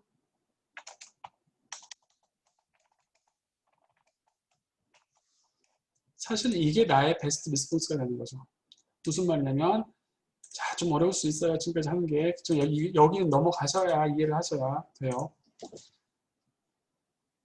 이게 뭐냐면 지금 긁은 거예요. 내가 이거 선택하면 이거, 네가 이거 선택하면 이거 선택하면 이거, 그거 한 거거든요. 그게 이거예요. 근데 이게 끝이 아니라 만약에 QB가 100줌 생산을 하겠다. 50, 마이너스 5 나오잖아요. 그럼 내가 마이너스 5를 선택할 수 있느냐? 안 되죠. 난 0보다 큰 선택만 하겠다고 했는데. 그래서 만약에 이게 음수가 나오면, 마이너스가 나오면 그때는 0을 선택해야죠. 사실은 이렇게 표시하는 거가 이 기업 A의 베스트 리스폰스가 되는 거죠. 리스폰스 펑션이 되는 거죠. 그래서 어떤 말이냐면 상대가 0이면은 뭐 이거에 따라서 이거 0 넣어볼까요? 0 넣어볼까요? 그럼 45 나오죠. 우리가 45라고 칩시다. 이거 그리고 뭐 10중 상대가 10 정도 선택한다고 칩시다. 그럼 40 선택하는 거죠. 이게 40이라고 칩시다. 그럼 이거 이런 식으로 계속 선택을 하는 거죠. 계속 선택을 하는데 얘가 90 이상을 선택해버리면 다 0이 돼버리니까 이쪽을 선택할 수 없잖아요. 그땐 0을 선택해야 된다는 거죠. 그래서 이게 베스트 리스폰스가 되는 거죠. 실선으로 연결을 하면. 여기까지 질문.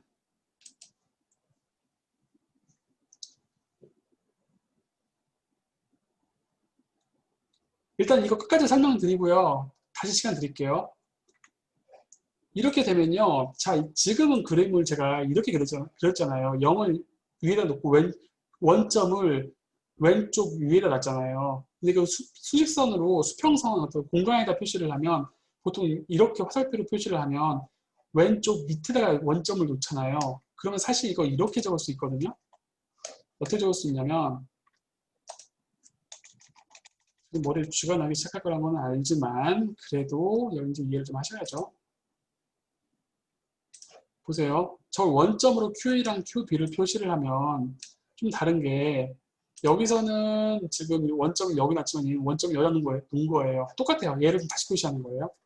그럼 여기가 QB죠. QA죠. QA 여기가 QB죠.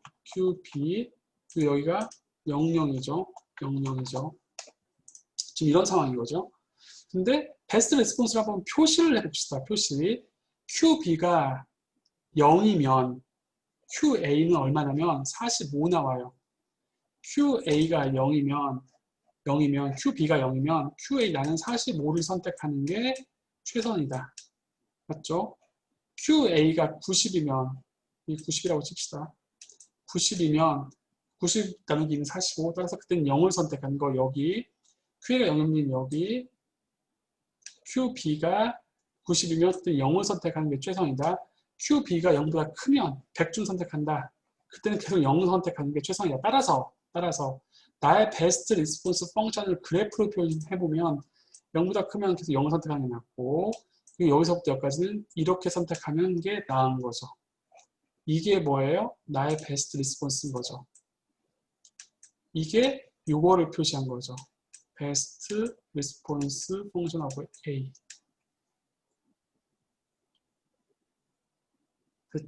됐죠? 자, 그런데 솔직히 말씀드리자면 지금 A일 때는 이해했는데 B도 똑같은 과정을 할 거 아니에요. B를 똑같은 과정을 해보면 B의 베스트 리스폰스도 똑같이 이렇게 나와요. B의 베스트 리스폰스를 해보면 여기는 한 두세 번 지금 하는 내용은 두세 번은 보셔야 이해되실 거예요. 이렇게 똑같이 베스트 리스폰스 펑션을 구할 수 있어요. 그럼 얘도 그래프로 표현해 볼 수 있겠죠? 그럼 무슨 말이에요? B의 입장에서 A가 0이면 45래요. A가 0이면 자기는 45를 때린대요. 45만큼 생산을 하겠대요. 45만큼 여기를 생산하겠대요. B 입장에서. 근데 B가 90을 선택하면 90을 생산을 하면 그러면 자기는 0을 선택해야 돼요. 0. B 입장에서. 그게 만약에 90보다 A가 더 생산을 하면 마이너스가 되니까 그때는 0을 선택해야 돼요. 그러면 이거를 제가 베스트 리스폰스를 다시 표시를 하면 이게 B 기업의 베스트 리스폰스가 되는 거죠. 완전 머리 쥐나기 시작하죠. 이게 B 기업의 베스트 리스폰스가 되는 거죠. 자, 그러면 이때 내시 균형은 뭐다? 내시 균형 우리 앞에서 어떻게 구했어요? 내시 균형은 이렇게 둘이 같이 쳐지는 거가 내시 균형이었죠. 마찬가지죠. 여기서 내시 균형은 따라서 두 개가 만나는 곳 여긴 거죠. 여기가 내시 균형인 거죠. 무슨 말이냐면 대충 보면 이 숫자가 얼마일 것 같으면 30 정도 될 것 같은데 30 한번 넣어볼까요? 30, B 입장 A가 30을 생산을 하면요. 30, 나누기 25, 45에서 15 빼면 30. 따라서 그때 B의 베스트 리스폰스도 30이 되네요. 그렇죠? B의 베스트 리스폰스가 30이 되네요. B가 30 생산하면요. 똑같이 A도 30이 되네요. 따라서 둘 다 30, 30이 연립방정식으로 풀긴 해야 되지만 일단은 스킵하고 둘 다 30, 30 생산을 하면 지금 전략, 베스트 리스폰스에서 벗어나지 않죠. 이 전략에서 벗어나지 않죠. 다르게 설명할 수도 있어요. B가 45를 생산해보세요. B가 45를 생산하잖아요. 그러면 B가 45를 생산하면 A 입장은 45 나누기 2는 22.5, 그럼 22 빼면 10 얼마가 되죠? 17이라고 합시다. 그럼 그때 이게 A의 베스트 리스폰스잖아요. 이건 B고 A의 베스트 리스폰스 따르면 이때가 15가 되는 거죠. 17. 얼마 되겠죠? 17을 얘가 생산을 하면 그러면 다시 그 B에서는 얘를 따를 테니까 더 높은 숫자가 나오죠. 좀 30 얼마 나오겠죠? 1로 가겠죠. 그래서 계속 하다 보면 여기까지 가게 돼서 사실은 계속 1로 컨버지하는 거죠. 그래서 이 점이 내시 이퀄리브리엄이 되고 그때 그 수치가 30, 30이 돼서 이게 바로 두 기업이 선택하는 내시 균형이 돼요. 지금 이해 안 되실 거 알아요. 잘 안 되실 거 알아요. 됐죠? 됐죠? 지금 질문 있으세요? 질문? 정신이 없겠죠? 그래서 이렇게 합시다. 제가 시간을 드릴게요. 한 5분 정도 시간을 드릴 테니까 그 5분 동안 지금 한 내용 리뷰해 보세요. 리뷰를 하시고 5분 후에 저한테 질문을 주세요. 그렇죠? 지금 12분이니까 17분까지 시간을 드릴 테니까 해도 잘 이해 안 되실 수 있으니까 지금 17분까지 했던 거 지금 한 내용을 다시 한번 해보시고 따라가 보시고 이해 안 되시는 거를 질문하세요. 17분까지 녹화를 정지시켜 놓겠습니다. 기록 일시 종료. 제가 간단하게만 요약해서 다시 설명드릴게요. 지금 이 게임을 여기다 표시를 하면 이런 식으로 표시할 수 있죠. A라는 기업, B라는 기업, 0부터 뭐 양수 아무거나 선택할 수 있고요. 아까는 어떤 전에 게임할 때 뭐 1, 2, 3 이렇게 딱 떨어지는 그런 숫자를 선택할 수 있었다고 했지만 지금은 0보다 큰 아무 숫자를 선택할 수 있다는 거죠. 그래서 굳이 테이블을 표시한다면 이런 식으로 표시를 하겠죠. 이쪽이 전략, 그 다음에 이쪽이 보수. 보수는 이건데 P-10 곱하기 QA, P-10 곱하기 QB인데 P-10 곱하기 QA는 사실 P가 100-Q였기 때문에 좀 단순화시키면 90-Q 곱하기 QA예요. 시장의 생산량, 내 생산량. 근데 시장 생산량은 다시 쓰면 나랑 A라는 기업과 B라는 기업의 생산량, 물고기 잡는 숫자. 그걸 집어넣으면 다시 쓰면 이렇게 되는 거죠. 자, 그런데 우리가 뭘 알아야 되냐면 이걸 알아야 되는 거죠. 그래서 보신 것처럼 QB가 정해졌을 때 나는 어디를 어떻게 생산하는 게 내 보수를 제일 높을까? 이걸 하려고 보면 이걸 결국 미적분을 해야 되잖아요. 혹시 나는 미분을 안 배웠다. 잘 모른다.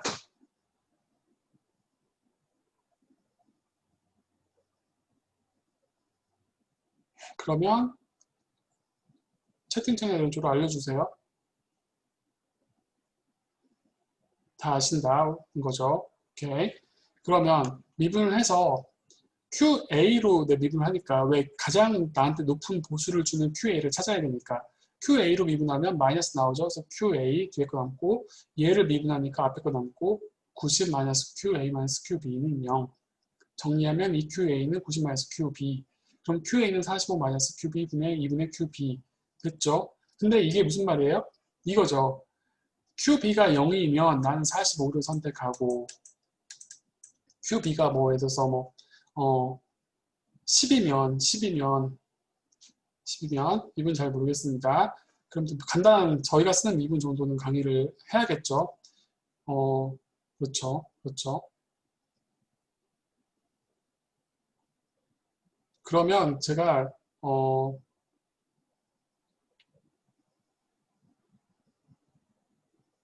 일단 이거 끝내고 미분, 간단한 미분까지만 설명드리고 제가 오늘 수업 마칠게요. 일단 미분하면 이렇게 되죠. 정리하면 이거죠. Q가 0이면 45. 그럼 이거죠. Q가 10이면 40, 10 넣으면 40 나오죠. 그럼 40 이거잖아요. 이런 식으로 해서 내가 베스트 리스폰스를 지금 선택하는 그 펑션이 이거죠. 근데 QB가 100보다 커버리면 사실은 90보다 커버리면 이 숫자 마이너스가 나오는데 나는 마이너스는 내가 쓸 수 있는 전략 자체가 아니잖아요. 그러니까 이거에 따라 선택을 하되 0보다 작아지면 0을 선택하겠다라는 게 나의 최적 베스트 리스폰스고요. 이거를 그래프로 표시를 하면 아까 이렇게 표시가 됐었죠. 그때 두 개가 만나는 이 지점이 30, 30이었고 30, 30이었고 그때 이 30, 30이 이 두 기업의 뭐가 되냐면 최적 생산량, 내수 균형에 의한 생산량이 되죠. 30, 30이기 때문에 시장의 생산량은 60이 되고요. 시장의 생산량이 60이니까 시장 가격은 40이 돼요. 따라서 각 기업이 얻게 되는 보수는 얼마냐면 90 마이너스 60이잖아요. 90 마이너스 빼기 60, Q가 60이니까 그 다음에 시장 가격 있죠. 그 다음 Q에 나는 얼마만큼 생산해요? 30만큼 생산해요. 따라서 각 기업에 얻는 이유는 900이 되죠. 두 기업이 얻는 이유는 900에 두 개가 1800이 되고요. 사실은 이게 뭐가 되냐면 생산자 잉여가 되죠. 일단 여기까지 설명드렸고요. 이 부분은 다시 제가 수업 돌려보면서 다시 이해를 하세요. 미분의 개념은 제가 간단하게만 설명드리고 여러분도 잘 공부 안 하신 분은 또 그 책이나 뭐 위키라든지 여러 가지 잘 돼 있으니까요. 제가 기본적인 개념만 설명드릴 테니까 미분에 대한 것을 공부는 또 각자 하셔야 됩니다. 기본적인 부분들은요.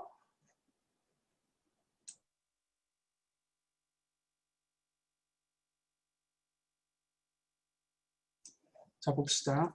어떤 함수가 있어요. 어떤 함수 fx라는 게 있다고 칩시다. 함수라는 게 있어요. 함수가 있어요. fx라는 애가 있어요. 이 함수라는 애들이 이런 거죠. 예를 들어서 뭐 2x 플러스 3이다. 그러면 어떤 숫자 x를 집어넣으면 값으로 그에 상응하는 2x 플러스 3이라고 하는 어떤 값이 튀어나오는 이게 함수죠. 맞죠? 근데 함수, 얘를 이제 그래프로 그려볼 수도 있죠. 얘를 그래프로 그려보면 이렇게 그려지겠죠. 최대한 짧게 이적분을 설명을 드리겠습니다.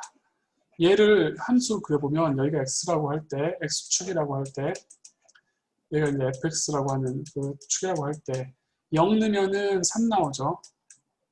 그리고 뭐 1 넣으면은 4 나오죠. 그럼 이런 식으로 쭉 그려지면 이게 이제 얘를 표현하는 함수가 되죠. 됐죠? 근데 이런 함수도 있는데 그래서 어떤 함수는 2차 함수라는 애들이 있죠. 어떤 함수들은 뭐 이런 함수도 있지만 다른 함수 한번 생각해 봅시다. 뭐 gx라고 하는 함수 한번 생각해 봅시다. 얘는 어떻게 생겼냐면 x제곱 빼기 1 이렇게 생겼다고 칩시다. 그러면 얘는 무슨 말이냐면 x를 집어넣으면 값으로 x제곱 플러스 1이 나온다는 거죠. 예를 들어서 0을 집어넣으면 마이너스 1이 나오고 뭐 1을 집어넣으면 0이 나오는 뭐 이런 함수인 거죠. 얘를 그래프로 그려보면 이렇게 그릴 수 있죠.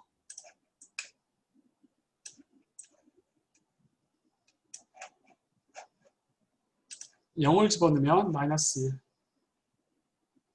1. 0을 집어넣으면 마이너스 1. 1을 집어넣었더니 0. 그러니까 요 지점을 좀 다 통과하는 거죠. 마이너스 1을 집어넣었더니 0. 마이너스 1의 제곱은 1. 1 빼니까 0. 따라서 1과 마이너스를 집어넣으면 요 지점을 지금 무슨 말이에요? 얘는 여기도 건드리고 여기도 건드리고 여기도 건드리네요. 2 넣으면 2의 제곱은 4, 1 빼면 3. 따라서 3. 마이너스 2 집어넣으면 4 빼기 1은 3. 그래서 뭘 알 수 있어요? 얘는 사실은 이 점들을 좀 예를 통과한 애잖아요. 사실 잘 생각해보면 얘는 이렇게 생긴 애라는 것을 알 수가 있죠. 얘를 보니까 이런 함수를 보니까 어떤 특이점이 있냐면요. 아까 그 직선과 달리 얘는 최소값, 최소값이라는 용어는 사실 좀 맞지 않고요. 어쨌든 뭐 최소값 혹은 뭐 극소값 뭐 이런 값들을 이 존재하죠. 맞죠?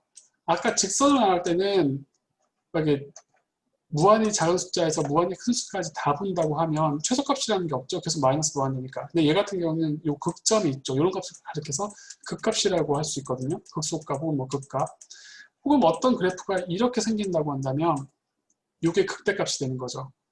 근데 우리는 어떤 걸 찾고 싶은 거냐면 사실은 그러니까 이런 데는 사실 평범하잖아요. 보통 함수를 할 때 이런 게 중요한 게 아니잖아요. 어떤 극값을 찾고 싶은 거죠. 극값 이런 거. 이런 극값. 혹은 어떤 애들은 그래프가 이렇게 생겼어요. 이렇게. 뭐 이렇게 생겼다고 칩시다. 얘는 그래프를 fx를 그랬더니 뭐 어떤 애는 이렇게 먼저 3차 함수 형태로 이렇게 돼 있다고 칩시다. 그러면은 딱 보니까 뭐가 좀 흥미로운 답들이 있냐면 요 값들은 이 로컬, 이 근처 여기서는 이게 제일 큰 값이네. 극값이네. 혹은 이 지역에서는 얘가 제일 작은 값이네. 극소값이네. 혹은 뭐 이 극소값이네. 혹은 뭐 여기서는 극대값이네. 이 로컬 이런 그 근방 이런 데서는 극대값, 극소값이 존재하겠죠. 혹은 어떤 애는 또 이런 애도 있겠죠. 뭐 이렇게 생긴 애도 있겠죠. 어떤 애들은 뭐 이렇게 생긴 애도 있겠죠. 최대값은 존재하지 않지만 얘는 뭐가 존재하냐면 재밌는 값들이 존재하는데 이 근방에서는 얘가 극소값, 이 근방에서는 얘가 극대값, 여기서는 극소값이면서 그래프 전체로서 최소값이 존재하네요. 최소값이 존재하네요. 그래서 이런 것들을 알고 싶은 거예요. 이런 값들, 최소값을 주는 그때 x값이 뭘까? 이것을 아는 그때 x값이 뭘까? 이것을 아는 이런 값을 아는 그때 x값이 뭘까? 이런 것들을 알면은 좀 좋겠죠. 그래서 이런 것들을 좀 체계화시키는 거, 함수에 관한 정보를 체계화시키는 것이 일종의 미분인데 이런 거 한번 생각해 보세요. 저 극값을 찾는 방법이 여러 가지가 있겠지만 가장 스탠다드하게 찾는 방법 중에 하나는 이런 거죠. 어떤 함수를 보세요. 함수가 이렇게 생겼어요. 이렇게 생겼다고 칩시다. 그러면은 잘 봐보세요.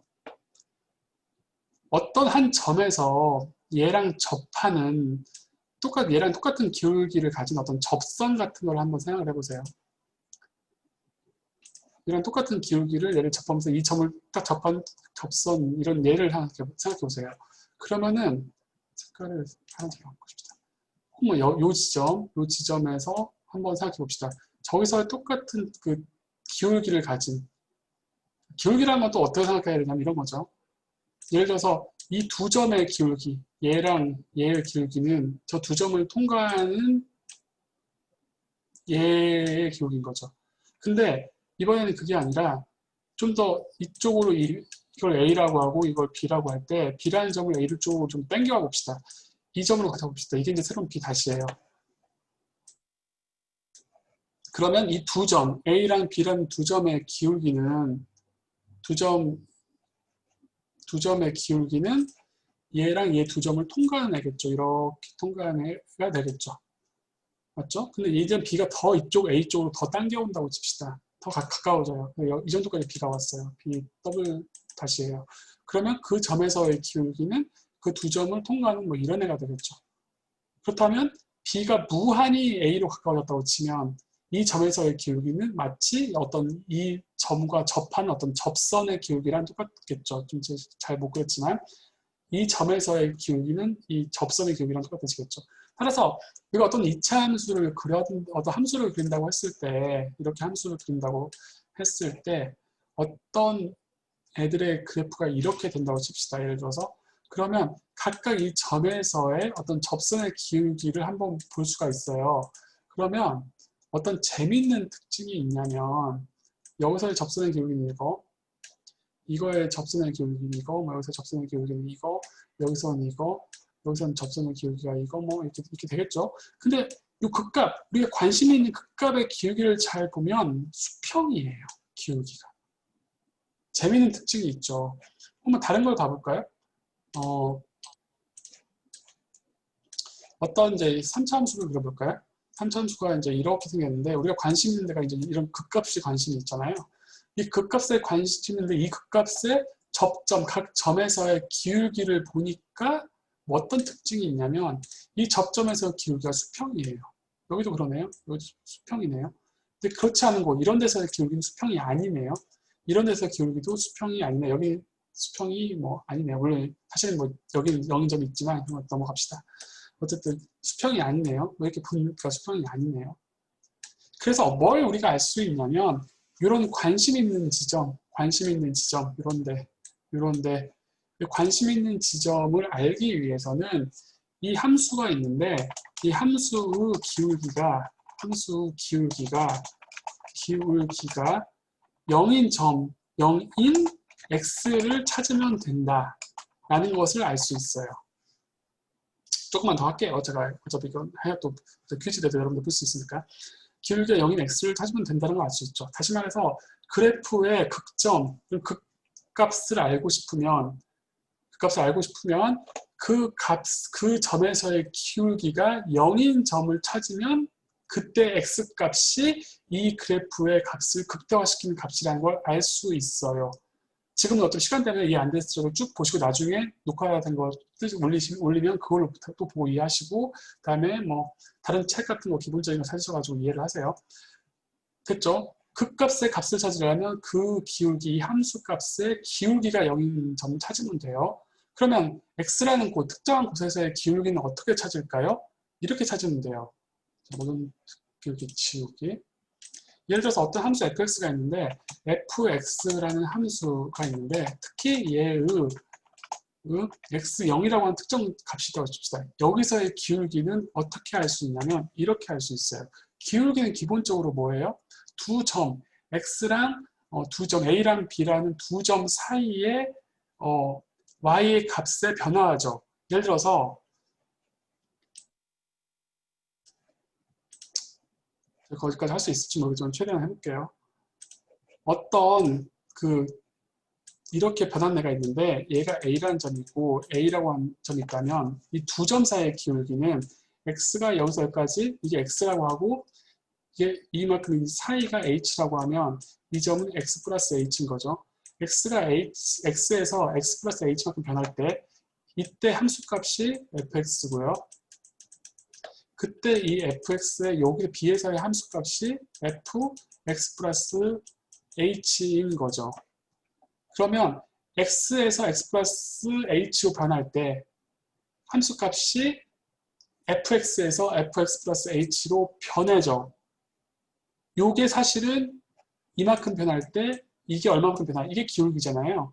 이거를 수식으로 쓰면 이렇게 쓸 수 있겠죠. 어떤 기울기라고 하는 것은 fx의 x점, x의 기울기는 이렇게 적을 수가 있겠죠.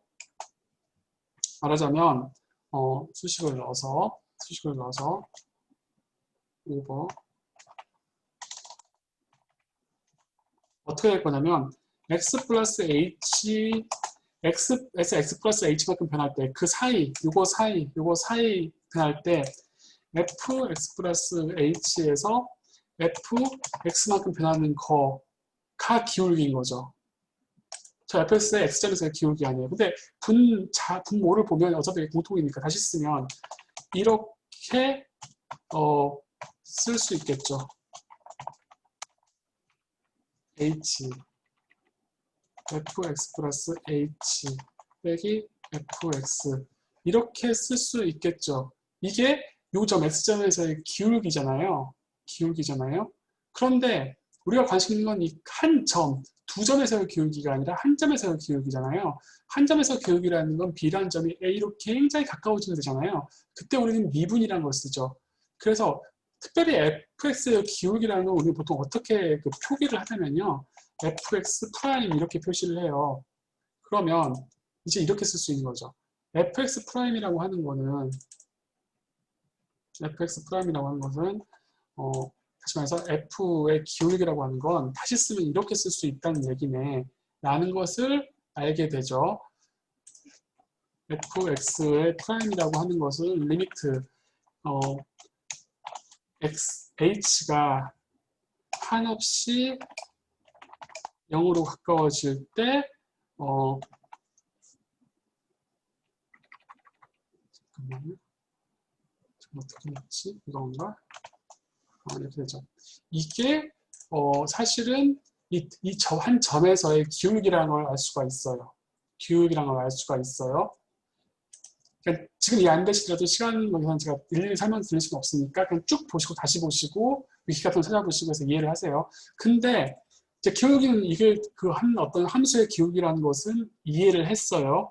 그럼 어떻게 특정하게 생긴 그 함수들이 있어요. 예를 들어서 어떤 특정 함수가 있냐면 이렇게 생긴 함수들이 있어요.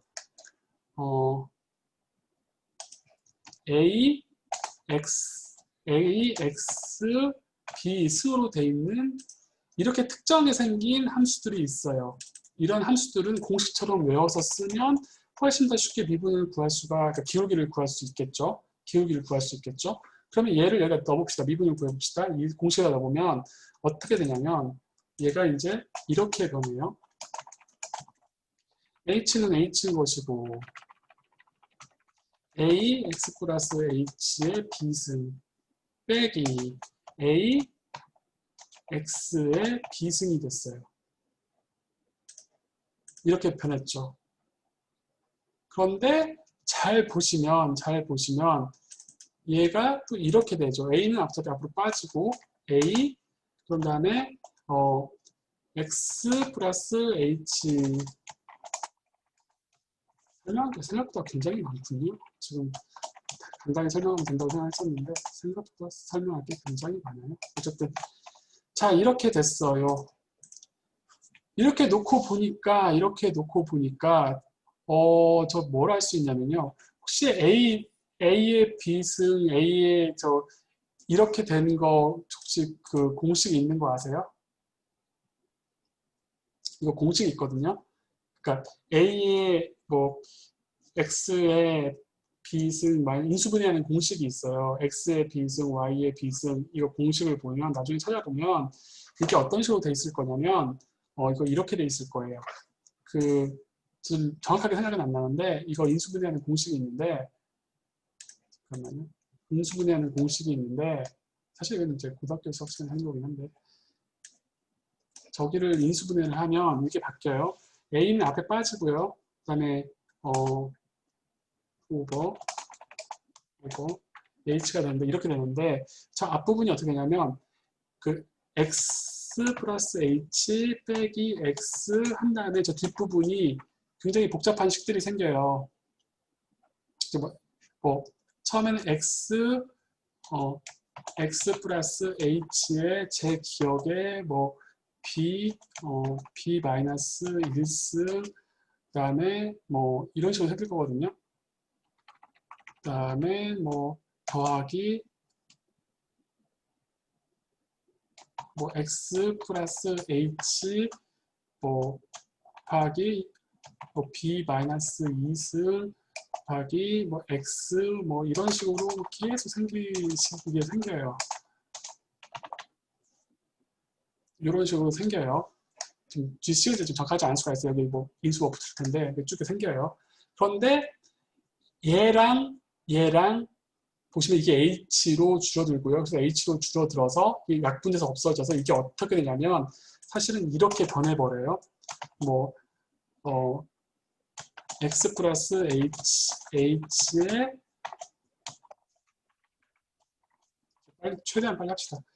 더하기 C 같이 이런 식으로 변해요.